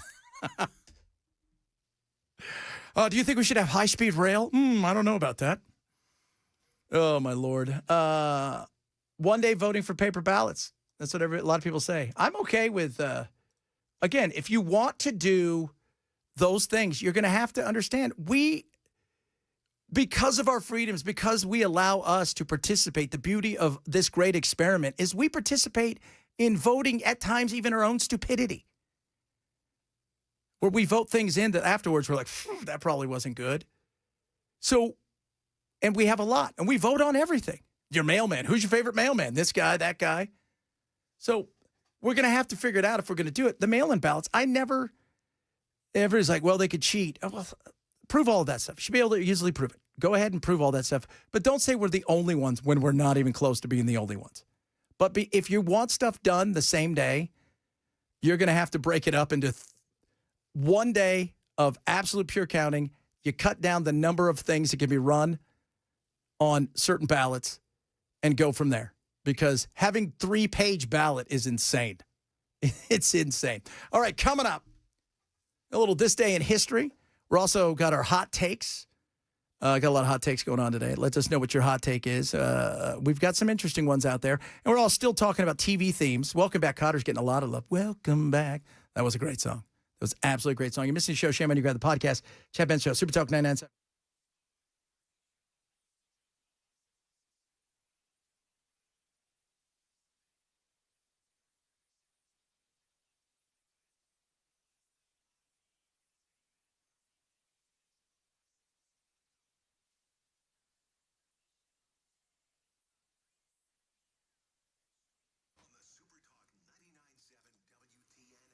Let's talk to my buddies over at Bulwark Capital, especially at a time when there's a lot of flux, some nervousness. Are we hitting a bubble when it comes to the technology side of stuff? Bulwark's going to help you out. They want to give you a free risk review. Okay, that's where they go through your portfolio, see how you're stacking up. It's a second set of eyes. Doesn't hurt. Doesn't cost you anything. Worst case scenario is you learn something. I was talking to my buddy Zach, his chief investment officer over there. He says, sometimes he gets people and they're in retirement and the guy that they're trading with or has their money got them in stuff that is, if it goes sideways, they're done for. They're having to work again. He goes, and I'm working with some people that are nowhere near retirement, but they're never going to get there because they're so conservative. It just isn't going to happen. Maybe that's you. It's a free risk review. It doesn't cost you anything. Call 866-779-RISK today to sign up. My friends over at Bulwark, 866-779-RISK. They'll talk about what they do, lower risk, lower cost, lower volatility, and they're looking always for the most maximum way to give you the upside, and they look globally. They don't just think this market only.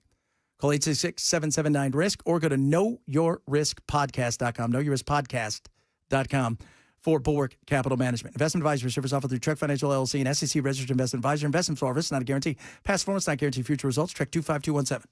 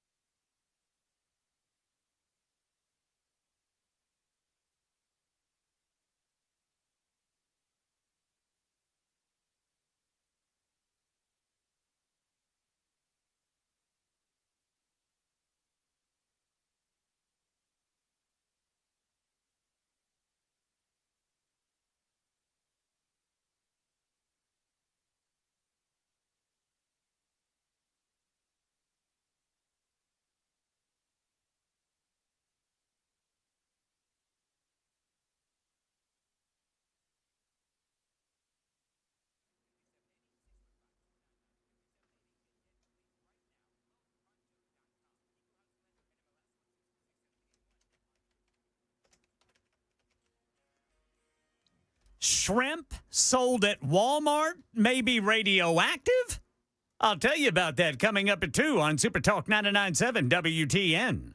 Are you kidding me? Brett keeps sending us this radioactive. I had no idea it was radioactive. Did you think it was that wasp or whatever it was? Do you think they were doing radioactive wasp.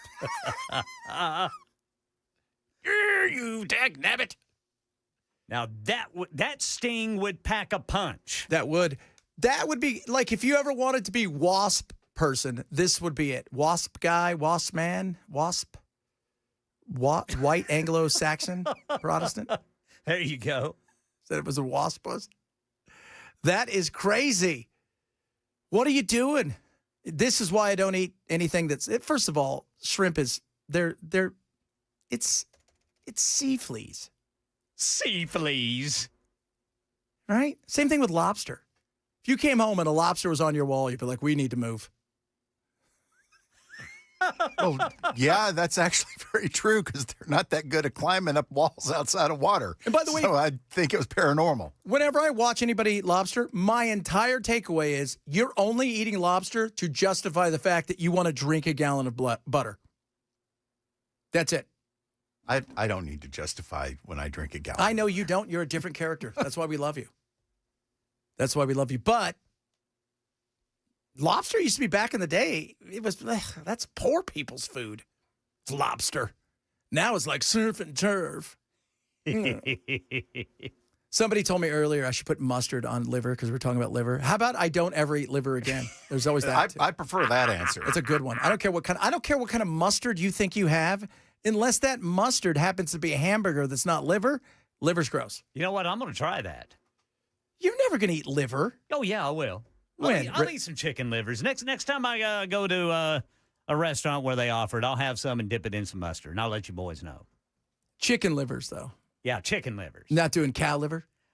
No, I don't know. Do they do cow liver? Yeah, that's how I ate liver. Oh, I've just done chicken liver. What I mean, it's like eating the tongue of a shoe. Oh, you're talking about like just a big liver on the plate. Yes. Like they just took the liver out and handed it to you and go, why don't you eat this? Why don't I not eat that? No, sir. No. Mine's going to have to be fried. Butterbell, that's what they're calling you now. Paranormal Lobsters. That's a good name for a band. We need more band names. The Paranormal Lobsters. Yeah. We you know what we could do? B-52s. We could play right after them. They'll open up with rock lobsters. We'll go straight into Paranormal Lobster. What do you guys think of that? Coming up, hour number 3, a lot of stuff still to get to. If you're missing the show, we shame you. Shame, shame, shame, shame, shame. Chat Bed Show, Super Talk 997. Shame. Shame. Shame.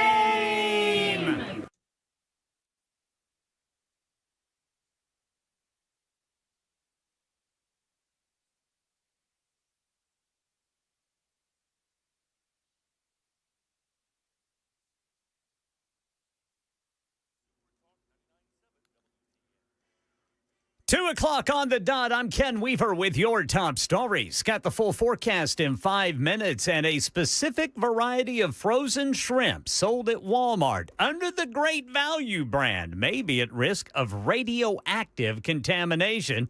This, according to a recent warning issued by the FDA. They say, here's what you need to know. The potentially affected product is the Great Value brand frozen raw easy peel tail-on, farm-raised white Vaname shrimp, 21-pound bags, and the best-by date of March 15th, 2027. Apparently, this shrimp was imported from an Indonesian company, and the states affected by it include Kentucky and Florida, Georgia, Alabama, Arkansas, Louisiana, Missouri, Mississippi, Ohio, Oklahoma, Pennsylvania, Texas, and West Virginia. Later tonight in Nashville, Metro Council votes for a third and final time on a plan to rezone hundreds of acres of land in the nations, which would allow for more multifamily housing, up to 40 units per acre in some places.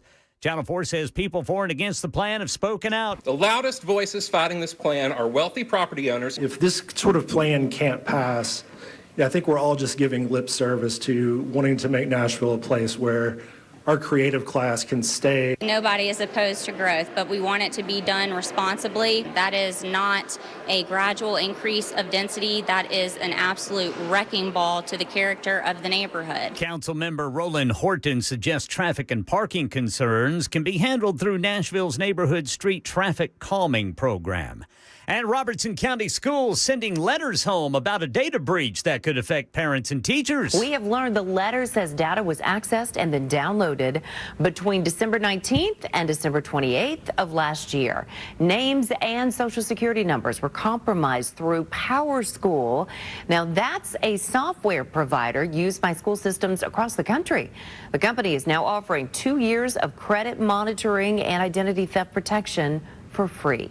A new study shows a potential link between hearing aids and a reduction in dementia risk. Nearly 3,000 adults cut their risk of dementia by more than half, according to this study.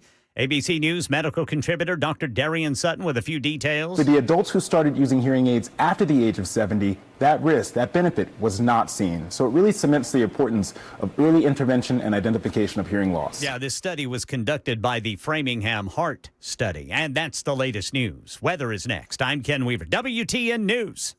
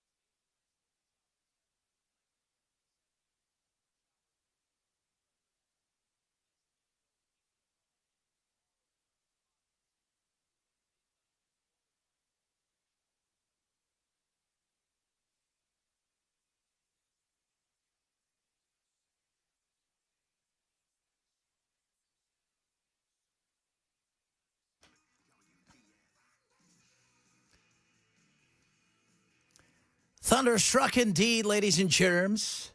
Ken, it's hot out there. Did you know that? Whoo, boy, it is. You know what time it is. Have we plugged it Now in? it's time for the Swamp Ass News Report with the weather wizard, Ken Weaver. All right, give it to us straight. It's creeping up, boys. The swamp ass meter sitting at 100 degrees, according to the National Weather Service. Oh, God, that's awful. Real temperature's 95, humidity is 41%. Heat index 100. So, tomorrow's going to be ugly again. When do we get a cool down? Let's see here. When might we get the cool down? Thursday, looks like. Thursday. Yeah, now, tomorrow we're going to once these showers and thunderstorms run through tomorrow evening, that's when the cool down is going to come. Okay. So tomorrow we're going to be hot again. We're going to be 94 is the real temperature, 103 heat index. And then tomorrow night, tomorrow evening is when the showers move through. Then Thursday's high, only 90. No mention of heat index. Oh, my Lord. What do you think about that, boys? We got another day and a half of this. Yeah. That's what you're saying. Yeah. Ugly. You can cut the heat with a knife. You know how you get around it? Don't go outside. There you go. There we go. Bill has it all figured out, guys, if you guys don't know. Well, you can shove frozen peas down your pants. You can. Too.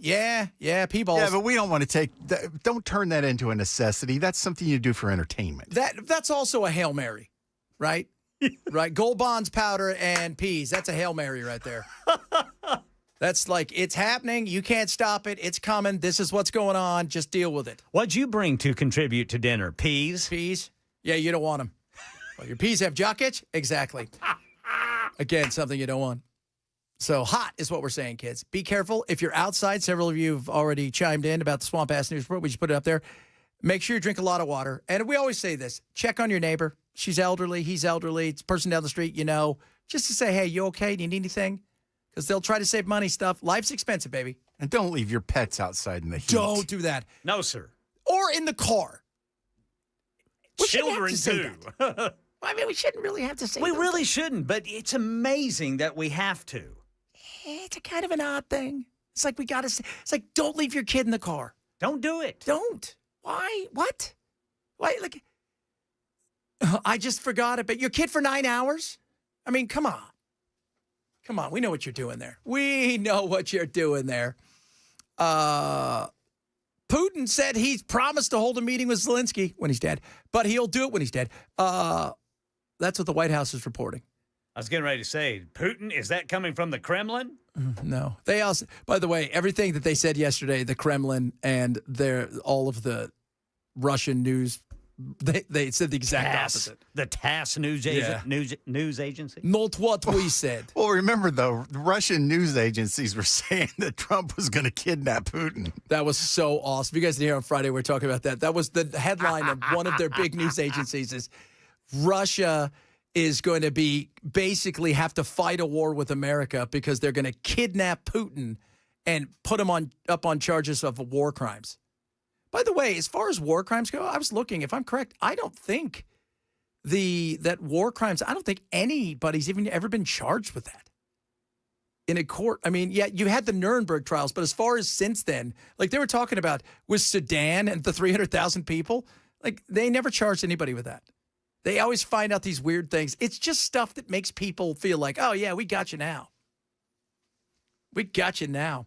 Hot Take Tuesday. We're giving a lot of hot takes here today because we're hot taking it. And a lot of you chimed in about this because we had, the hot take first from Bell was he loves cats more. We know that. And he's also good. Do you have a Cobra? Am I right? Yes, emotional support Cobra named Spicy. Spicy. His name is Spicy. It's great. And Ken, give us your beautiful dulcet tones on what yours is. Steak sauce is the crutch of the culinary insecure. Yeah. I just love how eloquent he says that. That is very eloquent. I'm eloquent when it comes to eating. Hey, let me ask you a question. Would steak sauce help in putting out the radiation in the shrimp or whatever's on there? I don't know. I don't think it would take away the radiation, but it might mask the taste of flesh melting off of your bones. Oh, that is... I have a lot of questions. Yeah, I do too. How? Yeah, did you catch these off the coast of Japan? Yeah, that's what wasn't answered. And apparently this batch of shrimp was imported from Indonesia. And it's great value, too. Oh. That's Japanese adjacent, so I guess... And normally, by the way, if you're not keeping scores, great value is a great value. Yes, you can eat them in the dark.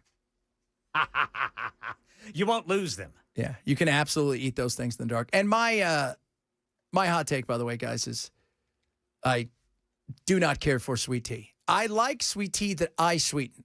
The one size fits all does not work for me. at all. And I don't like any flavored tea either.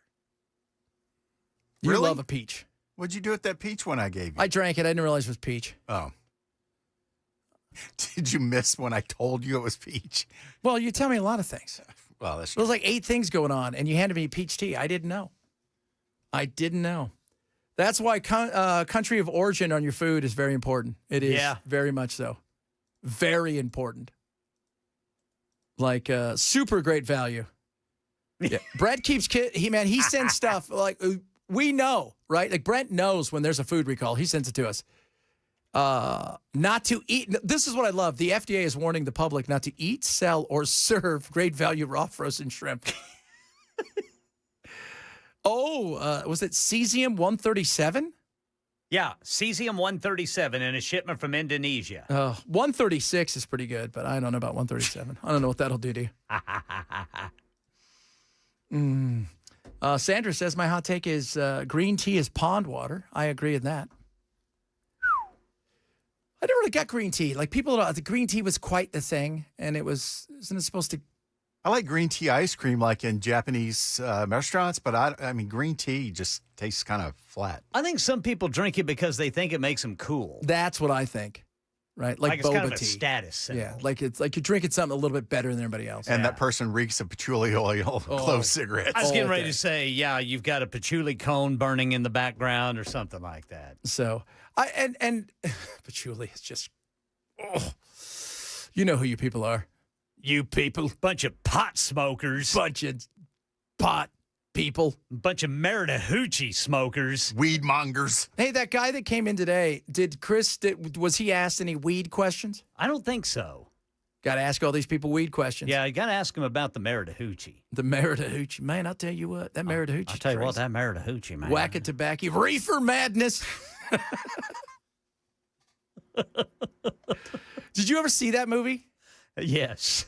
I've seen parts of it. I've seen parts of it, yeah. Reefer madness. Was that a Hearst movie, right? Because he wants to make sure that everybody knows that reefer's bad, and so is hemp, because it'll ruin the paper mills.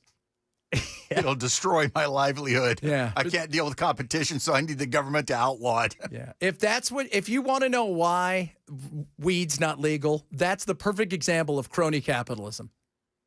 Hearst and hemp is so much better. Paper, thicker, better for everything for the most part. And he had paper mills, and he didn't have the hemp.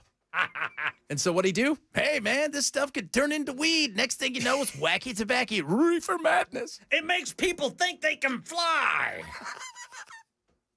I always love that. That whole thing in Texas where Dan Patrick's out there. He goes, anybody takes these gummies, they could die. And the guy's like, how? Well, you could eat a whole bunch of them, walk in front of a train. That was the dumbest answer ever. Sir, I need to be high just to be here for you. Yeah, everybody who comes in, the first question has to be, what's your take on weed? What do you think about Merida-hoochie? Merida-hoochie. Hey, man, what do you think about people who wake and bake? What's wake and baking? I just want to know. Because I'll decide if you got the flow at that point. Who's the first one we should bring on? Everybody, let us know who the first one. You know who should come on? Marsha. Oh, absolutely. We'd have fun, Marsha, because we're not going to ask you real questions. I mean, we'll hit you with some good ones, but we're going to have I just want to know who you are as a person, because you're probably going to win. When you think? And we're okay if you smoke pot in the governor's mansion. Yeah, we had no problem with that. She probably does. She does not. That's not very nice. But if your answer is, I think weed is bad because it leads. Somebody told me so. It leads to. I've seen the studies where you first you do the weed, next thing you know, it's crack cocaine and dirty tricks inside of bathrooms. Dirty. I'm out. Oh God, that's funny. Makes you want to listen to that heathen rock and roll. It is such a heathen rock and roll too. You know what's funny? She's not going to, I was talking to Chris. She doesn't have to do an interview. No. She doesn't, and no reason to debate. No. None. She doesn't have to do anything. I said it last year, I'll say it again. She can show up the day of the election, not the primary, the election, and win. She didn't have to come back to the state. Well, and we still haven't heard from Cito. No, man, I'm trying hard. I don't even know if he exists. I think he's fake. I think he might be too, man. Yeah. I think If so. her record is so strong, then why didn't she just debate Rose and decimate him? There's no reason to. It's like the same reason if you know that you never let your client go on the stand because it can only go bad. You're already winning. No, I know, but I totally get the reasons behind it. But it's just as easy to say you owe the constituents a debate, and if your record's that good, then you're going to win. So just do the debate. Oh, I'm not going to debate. My record speaks for itself. Yeah, that's so silly. Yeah, that's when I was in one of the last big governor race I went through was Kerry Lake and Hobbs out in Arizona. And Hobbs wouldn't even do interviews. She ran from people, and she would not do any debate whatsoever. And they started like approaching her on the street and stuff, Yeah. trying to get her to respond to questions. No, Reefer Madness is not a documentary. Somebody said, here's what I think of Reefer Madness, and they're sending me some lovely roses. Pictures. There was a guy who approached Hobbs. If you guys never see, just put it in. He wants to ask her a question. She's eating food, and she just leaves her lunch at like the table and just kind of takes off. It's embarrassing, but she never had to. That's just it. You never had to. And unfortunately, that's the new playbook. You only want to debate if you're behind. You only put your client on the stand if it's a Hail Mary. Unless it's super close or nobody has any name recognition, right? If you got 3 or 4 people and they have no name recognition, then they're all going to want to be on that stage if they can up their brand. But outside of that, tell me what's the upside for her? None. John wants her up there. Oh, yeah. John Rose, right? That's why we need to find out what her stance is. From a marketing standpoint, I totally get what you're saying, and I agree from a marketing angle that that's best for her to do. But it's a big middle finger to the constituency. Yeah. They deserve a debate between the candidates. Hobbs thought if she kept her mouth shut, Carrie Lake would drown herself. Yeah, so she did. But, that's the other thing. I mean, a lot of these people, I always think of it's like, do you remember Clubber Lang? Yeah. He was out there in front of every press conference everywhere trying to get up. Yeah, I'm going to mess you up.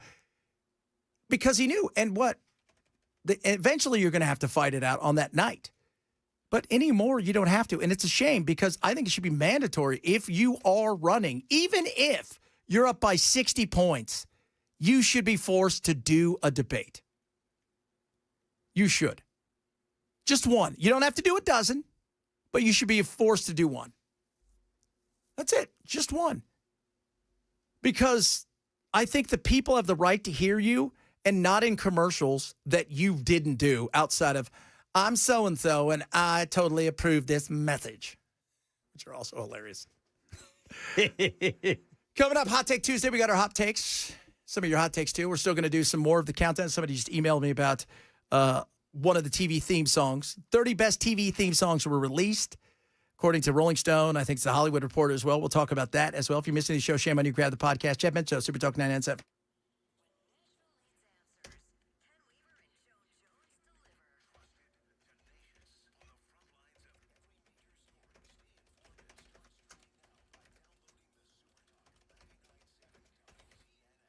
Ruff Greens, ruffgreens.com/chat. Vitamins, minerals, probiotics. You guys hear me talk about it all the time.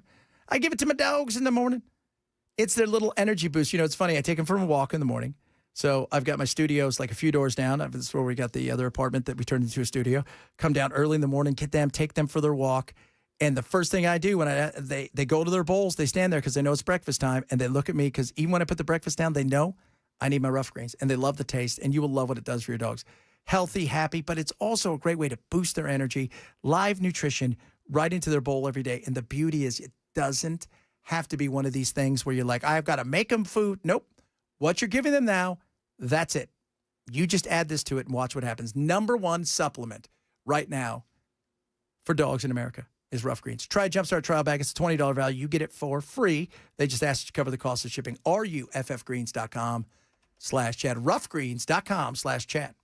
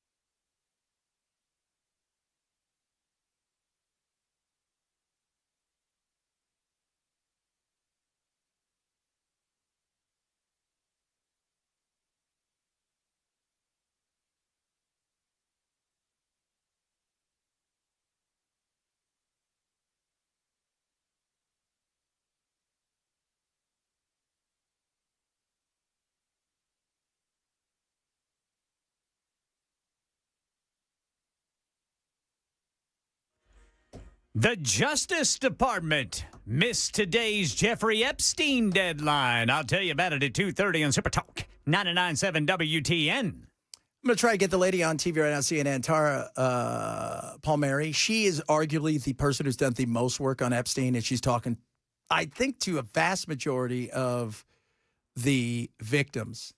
And if you guys think this thing's going or it's not, just remember they all went home to get yelled at by their constituents for not doing stuff with the Epstein files and One Big Beautiful Bill and all that stuff. This is not going anywhere. And I think Trump was hoping with all the stuff happening that no, it's not. Once they get back, it's back at it. And as you've said yesterday that Birch had said, those things are probably all gone by now. Yeah. He thinks it's all been wiped. Here's the thing.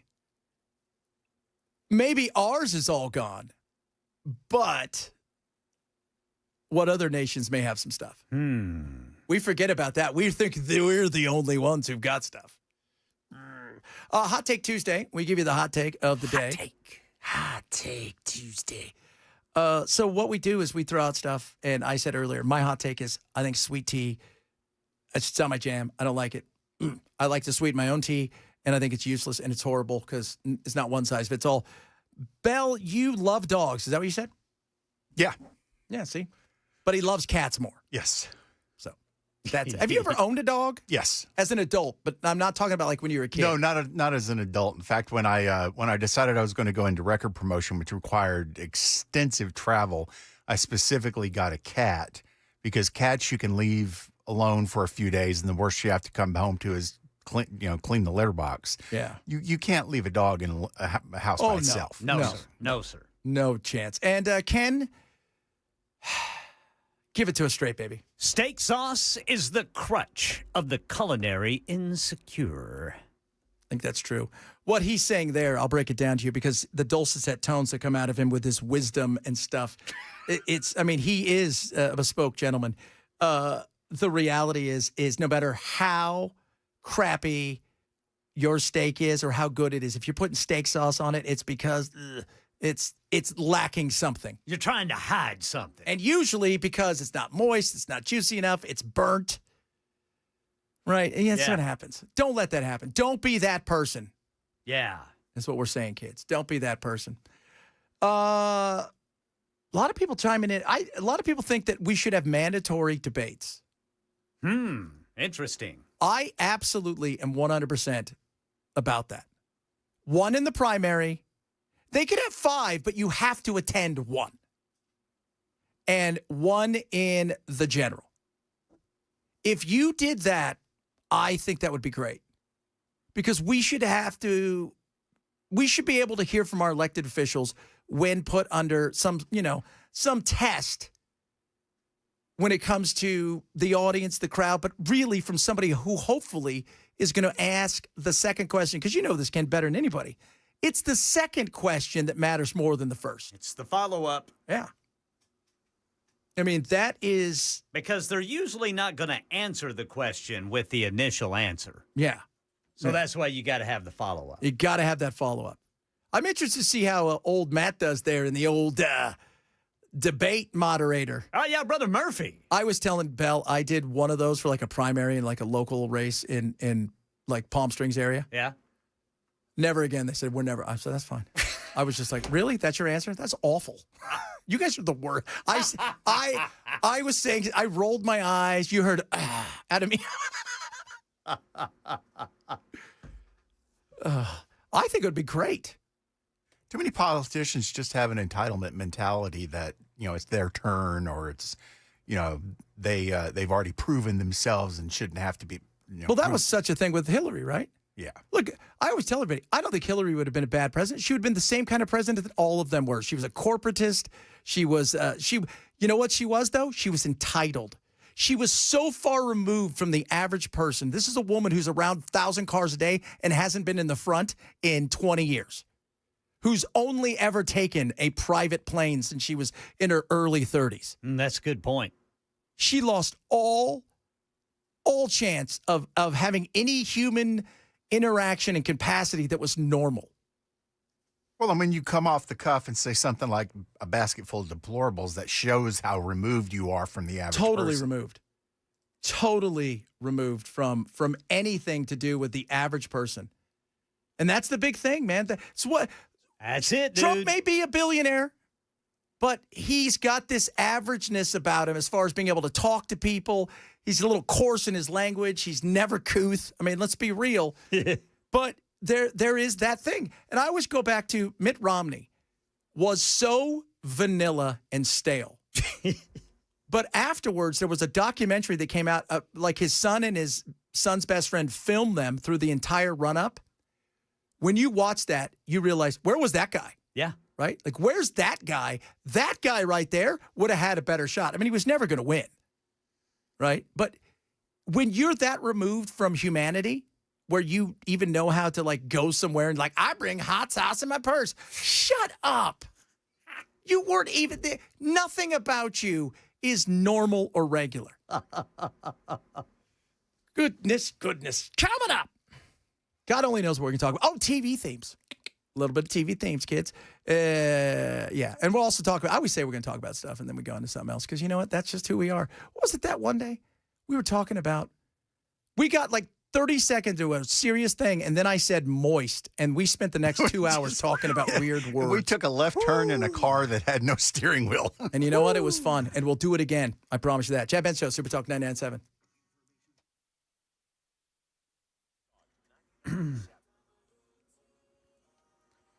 .2:30 on the dot. I'm Ken Weaver with your top stories. Full forecast coming up in 5 minutes.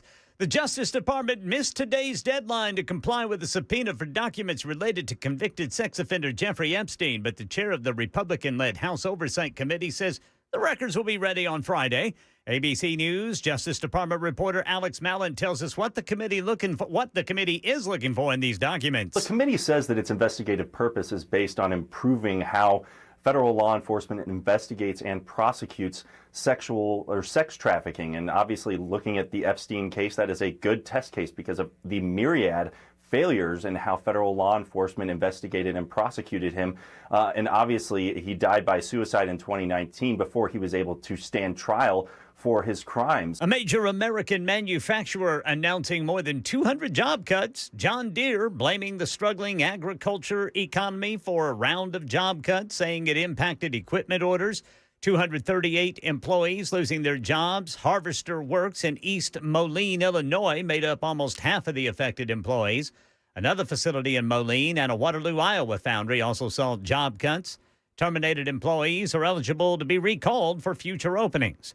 And the Menendez brothers get a chance to argue for parole later this week from prison in San Diego. Their parole hearings are set, says Alex Stone. On Thursday and Friday, Eric and Lyle Menendez will try to convince California's parole board that they have rehabilitated themselves and deserve freedom 35 years after they killed their parents. The board will have to decide if they remain a risk to society. It comes after a judge earlier this year modified their sentence from life with no chance of parole to life with a chance. Our local ABC affiliate, KGTV, obtained documents showing the recent attention on the Menendez brothers has kept prison staff busy as obsessed supporters of the men have been sending them hot meals and gifts at the prison. Alex Stone, ABC News. That's the latest news. Weather's next. I'm Ken Weaver, WTN News.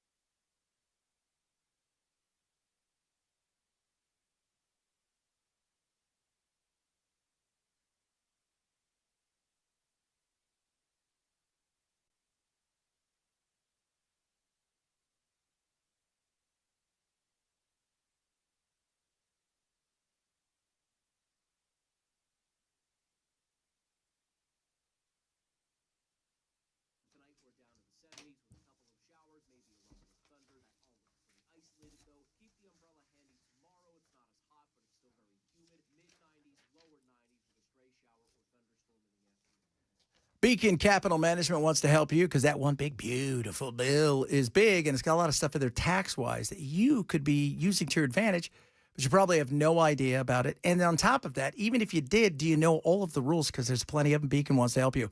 You can do things like deduct up to $10,000 in car loan interest, but only if the vehicle was assembled in the U.S. along with other restrictions. Maybe you're not one of these people who likes to do all these itemized deductions. You got above-line charitable deductions, $1,000 for individual, $2,000 for couples, just to name a few. Again, it's not one size fits all. That's why you need a professional. And for some of you, right, 65 and older, there's something out there. And these are all time sensitive. You can get an additional senior deduction up to $6,000 with a phase out. So it's not a complete elimination of taxes on Social Security benefits. This measure does provide, though, valuable temporary tax planning options during these years, but it's a limited time. Find out what you qualify for. Find out how they can help you by simply calling them. 615-488-9303, 615-488-9303. Set up a free personalized financial consultation with Beacon. You can go to beaconcm.com, beaconcn.com, or call 615-488-9303. This is a paid placement.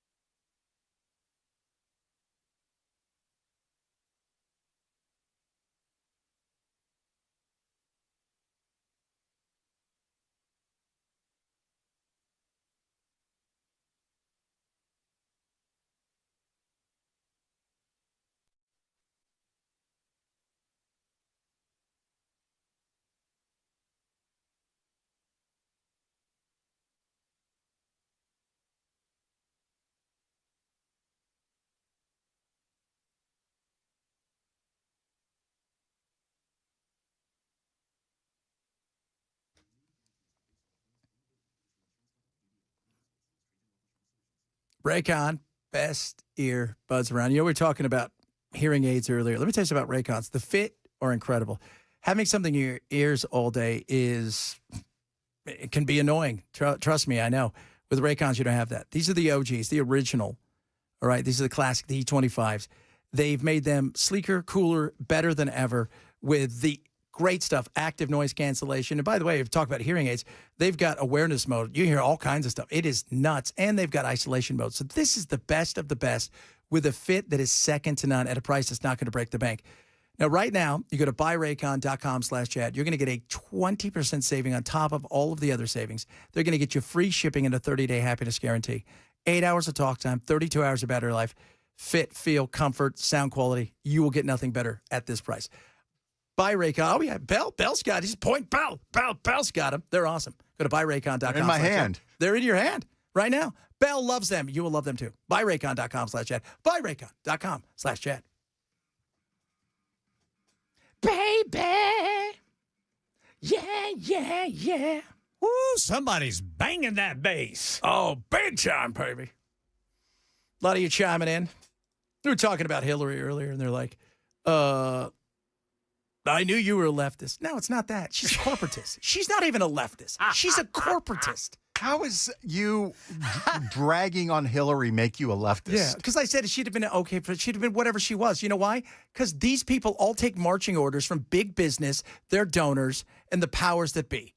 That's it. They say whatever they need to say to get elected. I'm here to tell you right now, if you went to a politician, a vast majority of them, and you say the only way that you could save your position and you're guaranteed to get it is if you switch parties, they would switch parties. So many of them would.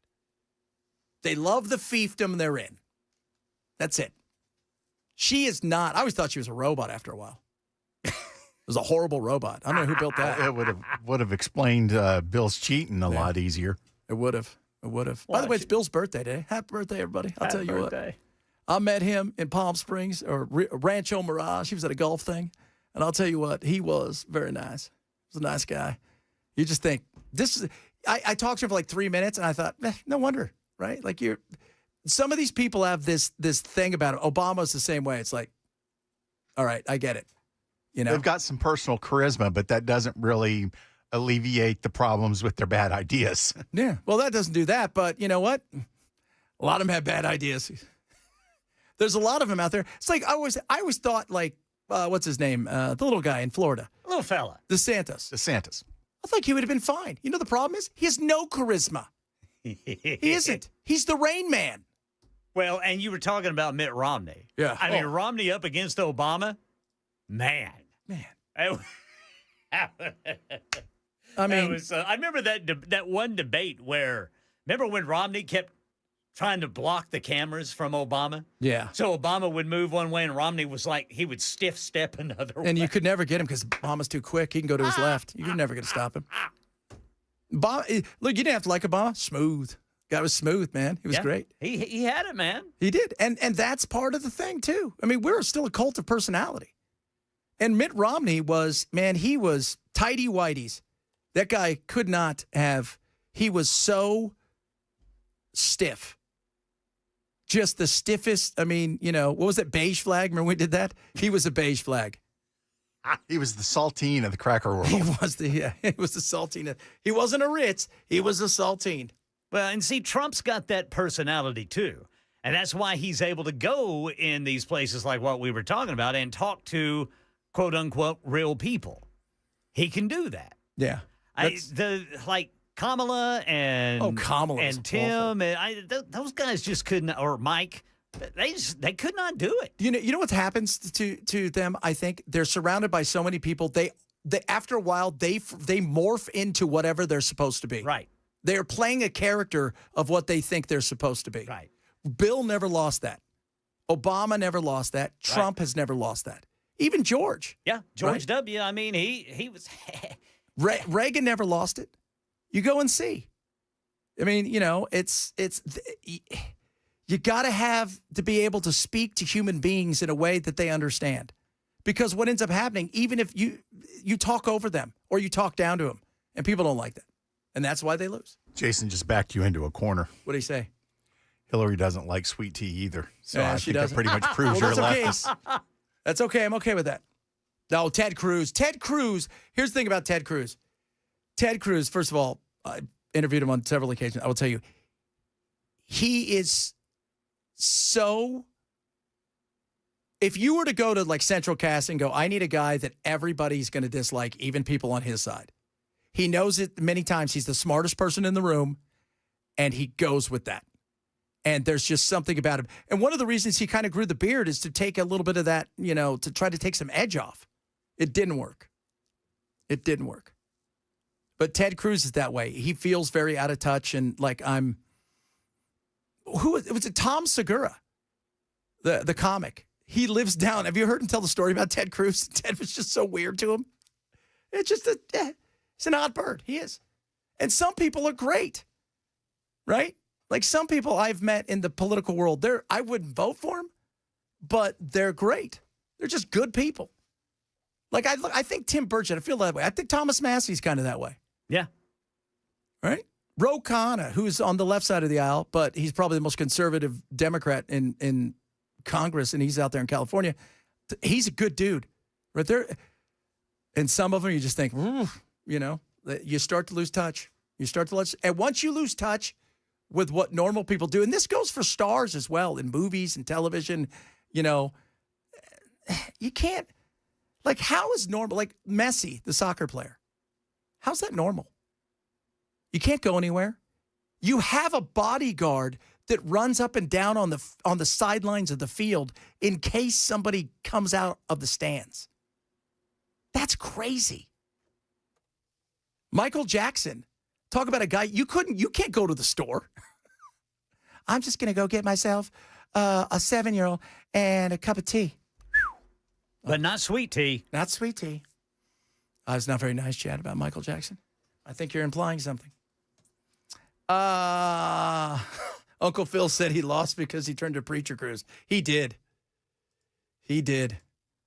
Well, beards can add. Like, beards are kind of the last bastion for the chunky guy. Makes it seem like you got a chin. Well, I think he also did it a little bit to get away from that Eddie Munster look he had. Yeah, that's true. Marco Rubio has definitely improved tremendously. Well, when you're doing 15 jobs, you kind of end up having to learn your way to work around. So, yeah, there is What's the next thing Trump's going to dump on him? Yeah, no doubt. Hey, have you thought about being a park ranger? What? We got this Yogi character. He's just not letting anything go. Best TV theme songs. So, according to Hollywood Reporter and I think Rolling Stone,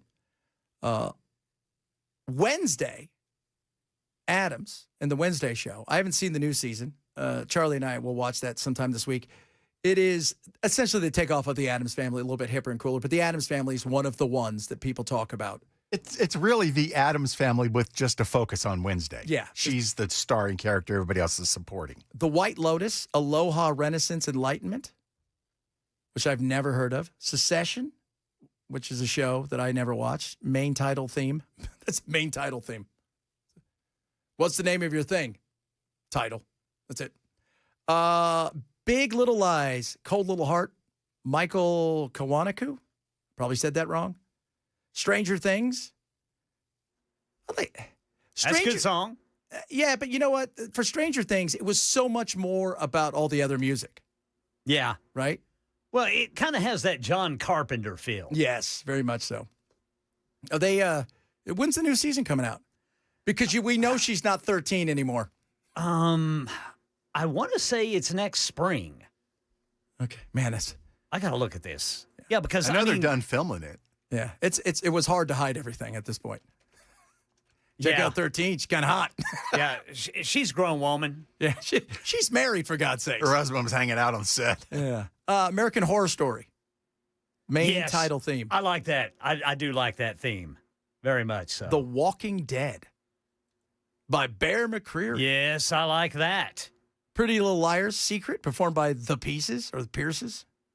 I don't know who they are. Wait a minute, boys. Yeah. Let's see. Stranger Things 5 set to be released in 3 parts, 2 volumes on November 26th. Oh. And December 25th of this year, then the finale on December 31st. There you guys go. Get ready for the party that is, man. Yes, What a sir. great time to release it. Thanksgiving, people are home. That's right. And then the week before Christmas through New Year, massive. Smart. The Hills, unwritten by Natasha Bedingfield. The Office by Jay Ferguson of the Fighting Jay Fergusons, who did what? Thunder Island. There you go. Fantastic. Laguna Beach, Come Clear. That's right. By Hillary Duff.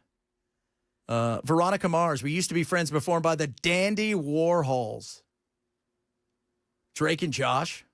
One Tree Hill by Gavin DeGraw, I Don't Want to Be. The OC, California, performed by Phantom Planet. Phantom Planet. Smallville. Did you like that? Yeah, it was all right. Remy Zero performed Save Me. Work them. Gilmore Girls, Where You Lead, performed by Carole King and Louise Goffin of the Fighting. The Sopranos, Woke Up This Morning, performed by Alabama 3. What was the story about them? They got sued by the country group Alabama for trademark infringement, and they had to shorten their name to A3 in the United States. Ooh, look at that. So now you know something. That 70s Show, In the Street, performed by Todd Griffin and Cheap Trick. Oh, yeah. That was a good that was a good song. Maybe the Friends, I'll Be There For You by the Rembrandts. That's made them an entire career. They only had 10% of that song. The Rembrandts? Yeah, they were given 10% of the song to put it on, to agree to put it on their album because it was written by, it was co-written by David and Marcia, the producers. They did the lyrics, the expanded lyrics. But then I can't remember the names of the other two people that co-wrote it. Well, I'm sure they still made some money off it. Yeah, they made some money off it, especially considering they didn't write the song. Oh, I write the song. X-Files. Materia Primorosis by Mark Snow. The Fresh Prince of Bel-Air. Yo Home to Bel-Air, performed by Will Smith. Full House, Everywhere You Look, performed by Jeffrey Friedrich. By the way, happy birthday, John Stamos. The Golden Girls, Thank You for Being a Friend, performed by Cynthia Fee. Written by Andrew Gold. He's cool. My daughter loves that show. You know what's sad is when you go look at the Golden Girls and find out you're older than they are now. Yeah. That's a sad thing. Yeah. Miami Vice, The Theme by Jan Hammer. Cheers, Where Everybody Knows Your Name, performed by Gary Portnoy and Judy Hart Anglo. But written by Gary Hart, Judy Hart, and I think one of the other guys who did the show. Very cool. The Jeffersons. Oh, baby, you moved on up. Janet Dubois. Because I'm moving on up. Moving on up to the sky. The Brady Bunch. This is my favorite name for a band. The Brady Bunch song performed by the Peppermint Trolley Company. That is so cool. The Peppermint Trolley Company. Scooby-Dooby-Doo. Performed by Larry Marks and George A. Robertson.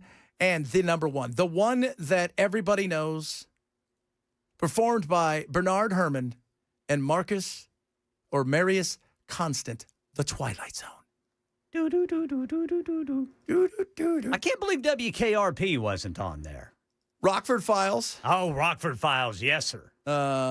Cheers themes, it's up there. I mean, again, this is anything with Nell Carter. Yeah, she was great. The Fall Guy. I love The Fall Guy. The Fall Guy, yeah. Yeah. Lee Majors. That was such a great song. That was such a great song. Because I'm the unknown stunt guy that made Redford such a star. Yeah. Something like that. Yep. Landman has a good one. Batman from the 60s. Dexter. A lot of people chiming in on that. WKRP should have been. We got a Beretta sighting.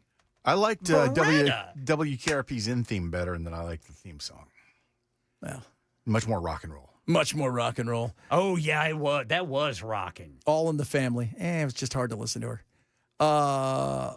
Firefly isn't on the list. I know. Sorry about that. No Dukes of Hazzard either. You know what, though? I think some of these things, like the Dukes of Hazzard, that should have been on there. I don't know how it wasn't. Because they're just a good old boys. You know what else I'm surprised about? There wasn't All My Rowdy Friends Come Over Tonight for Monday Night Football. They turned that into a theme song that went on for years. And years. Coming up, the Welcome Mat. That's right, kids. He's here. I saw him. He waved at me. Then he wandered away. Matt, straight ahead. Chad Benson, Joseph Talk 997.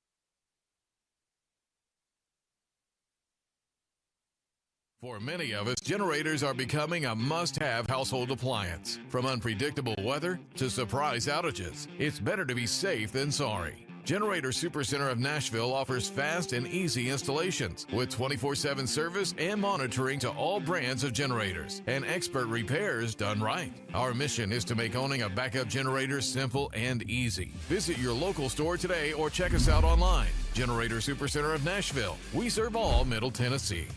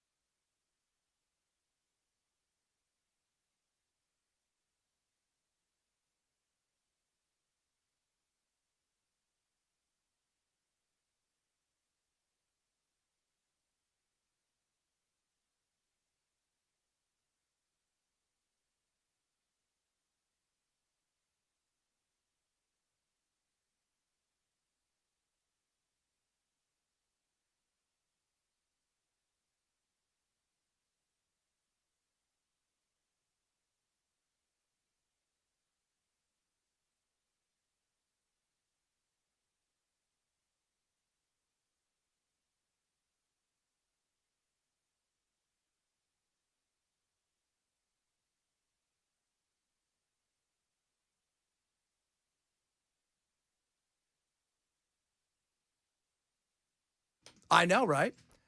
Welcome, Matt. With Matt, well, he just gave me a look when he found out the Andy Griffin show was not on the. There was a lot of stuff I've never heard of because there's shows that I'm with you, Matt. What? Oh, yeah. Called The Fishing Hole. Yeah, I know. Great theme. But Seinfeld on there? No. Cheers. Friends. Yeah, sure. Big Bang wasn't on there, and I thought that would have been on there. Yeah, see, and I start losing any vision about any of this around like 2005, maybe. Because there's stuff on there that I'm like, the Wednesday was also one of them, which is the Addams Family kind of too soon. But it's the Addams Family theme. Oh, okay, so it's the same deal. Yeah, well, that's fine. Yeah, and then the Munsters wasn't on there, which I thought should have been. But you only got 30. MASH wasn't on there. Oh man, MASH, that's bad memories. Yeah. I have such weird memories about MASH when I was a real young kid, because for a brief couple of years, my mother was married. You were in Korea? My mother, I was in, and I was in the unit, and I had to do the surgery. Now, she was married to a Vietnam War veteran, and I didn't really understand what was going on. I'm like 7 or 8 years old. MASH comes on, and it was the weirdest thing. MASH comes on, and everybody's got to be quiet while he watches MASH. Well, MASH was a comedy. Yeah. Right? And so it was weird because he was very serious about his MASH. Yeah. My dad was very serious about it, too. It's just odd. So I remember Suicide is Painless is Yeah. one of those, thank God it's off. We can talk again. Yeah. Dallas also wasn't on there. I thought that would have been. Dun, dun. How can I remember all these things? Dun, dun, dun, Yeah. dun, dun, Child dun, of the dun, 80s, dun, baby. dun. Child of the 80s. A Great American Hero, WKRP. None of those things on there? It's weird. As a kid, I was fascinated with Dallas. But then, what was it? Falcon Crest was Falcon on Crest. afterwards. Yeah. And I thought that was for old people. Yeah. It's like it was all for old people. You know what? I got to be honest. I was more of a Dynasty guy. Were you? You know why? Because I thought those people are that Those are Dallas rich is folk. weird. I want to be ultra rich. I are was rich much folk. more of a Falcon Crest guy because I got to see what the voice, was doing the voice of Charlie. Charlie, that's That's true. But Falcon Crest, Dynasty. I was a Dynasty Knots guy. Landing. Right? Not like because I always thought too that Poor I man's looked at Dynasty was no more than Big Valley. That's all it was, just in the modern times. Yeah, in modern times. Okay, sure. Yeah, I love dig Big that. Valley. Did they have a Nick Barkley? Did Yeah, I Falcon think kinda Crest have did. or Dynasty have a Nick Barkley? Yeah, that's no. But they did have Audra. Yeah, that's right. They did. I have a list today, too. Which is? Of the top fun states in the United States of America. And you will not believe where Tennessee is. You know what? You will not believe it. You know what we did get? Did you see the two buildings were voted two of the ugliest buildings in America? Did we really? Yeah. Yeah. Batman didn't get on there, did they? No. But there's a couple ugly buildings. We got a couple ugly buildings. Well, that they're there's telling some ugly buildings over us. there. You I've know seen what? them. It's okay though. It's okay. We were. Did this building? No. Oh, it could have. It could have. was not nominated. It was not nominated. I think it had to be 3 stories. Okay, it would have won. This ugly building. Matt, straight ahead. You guys have a good one.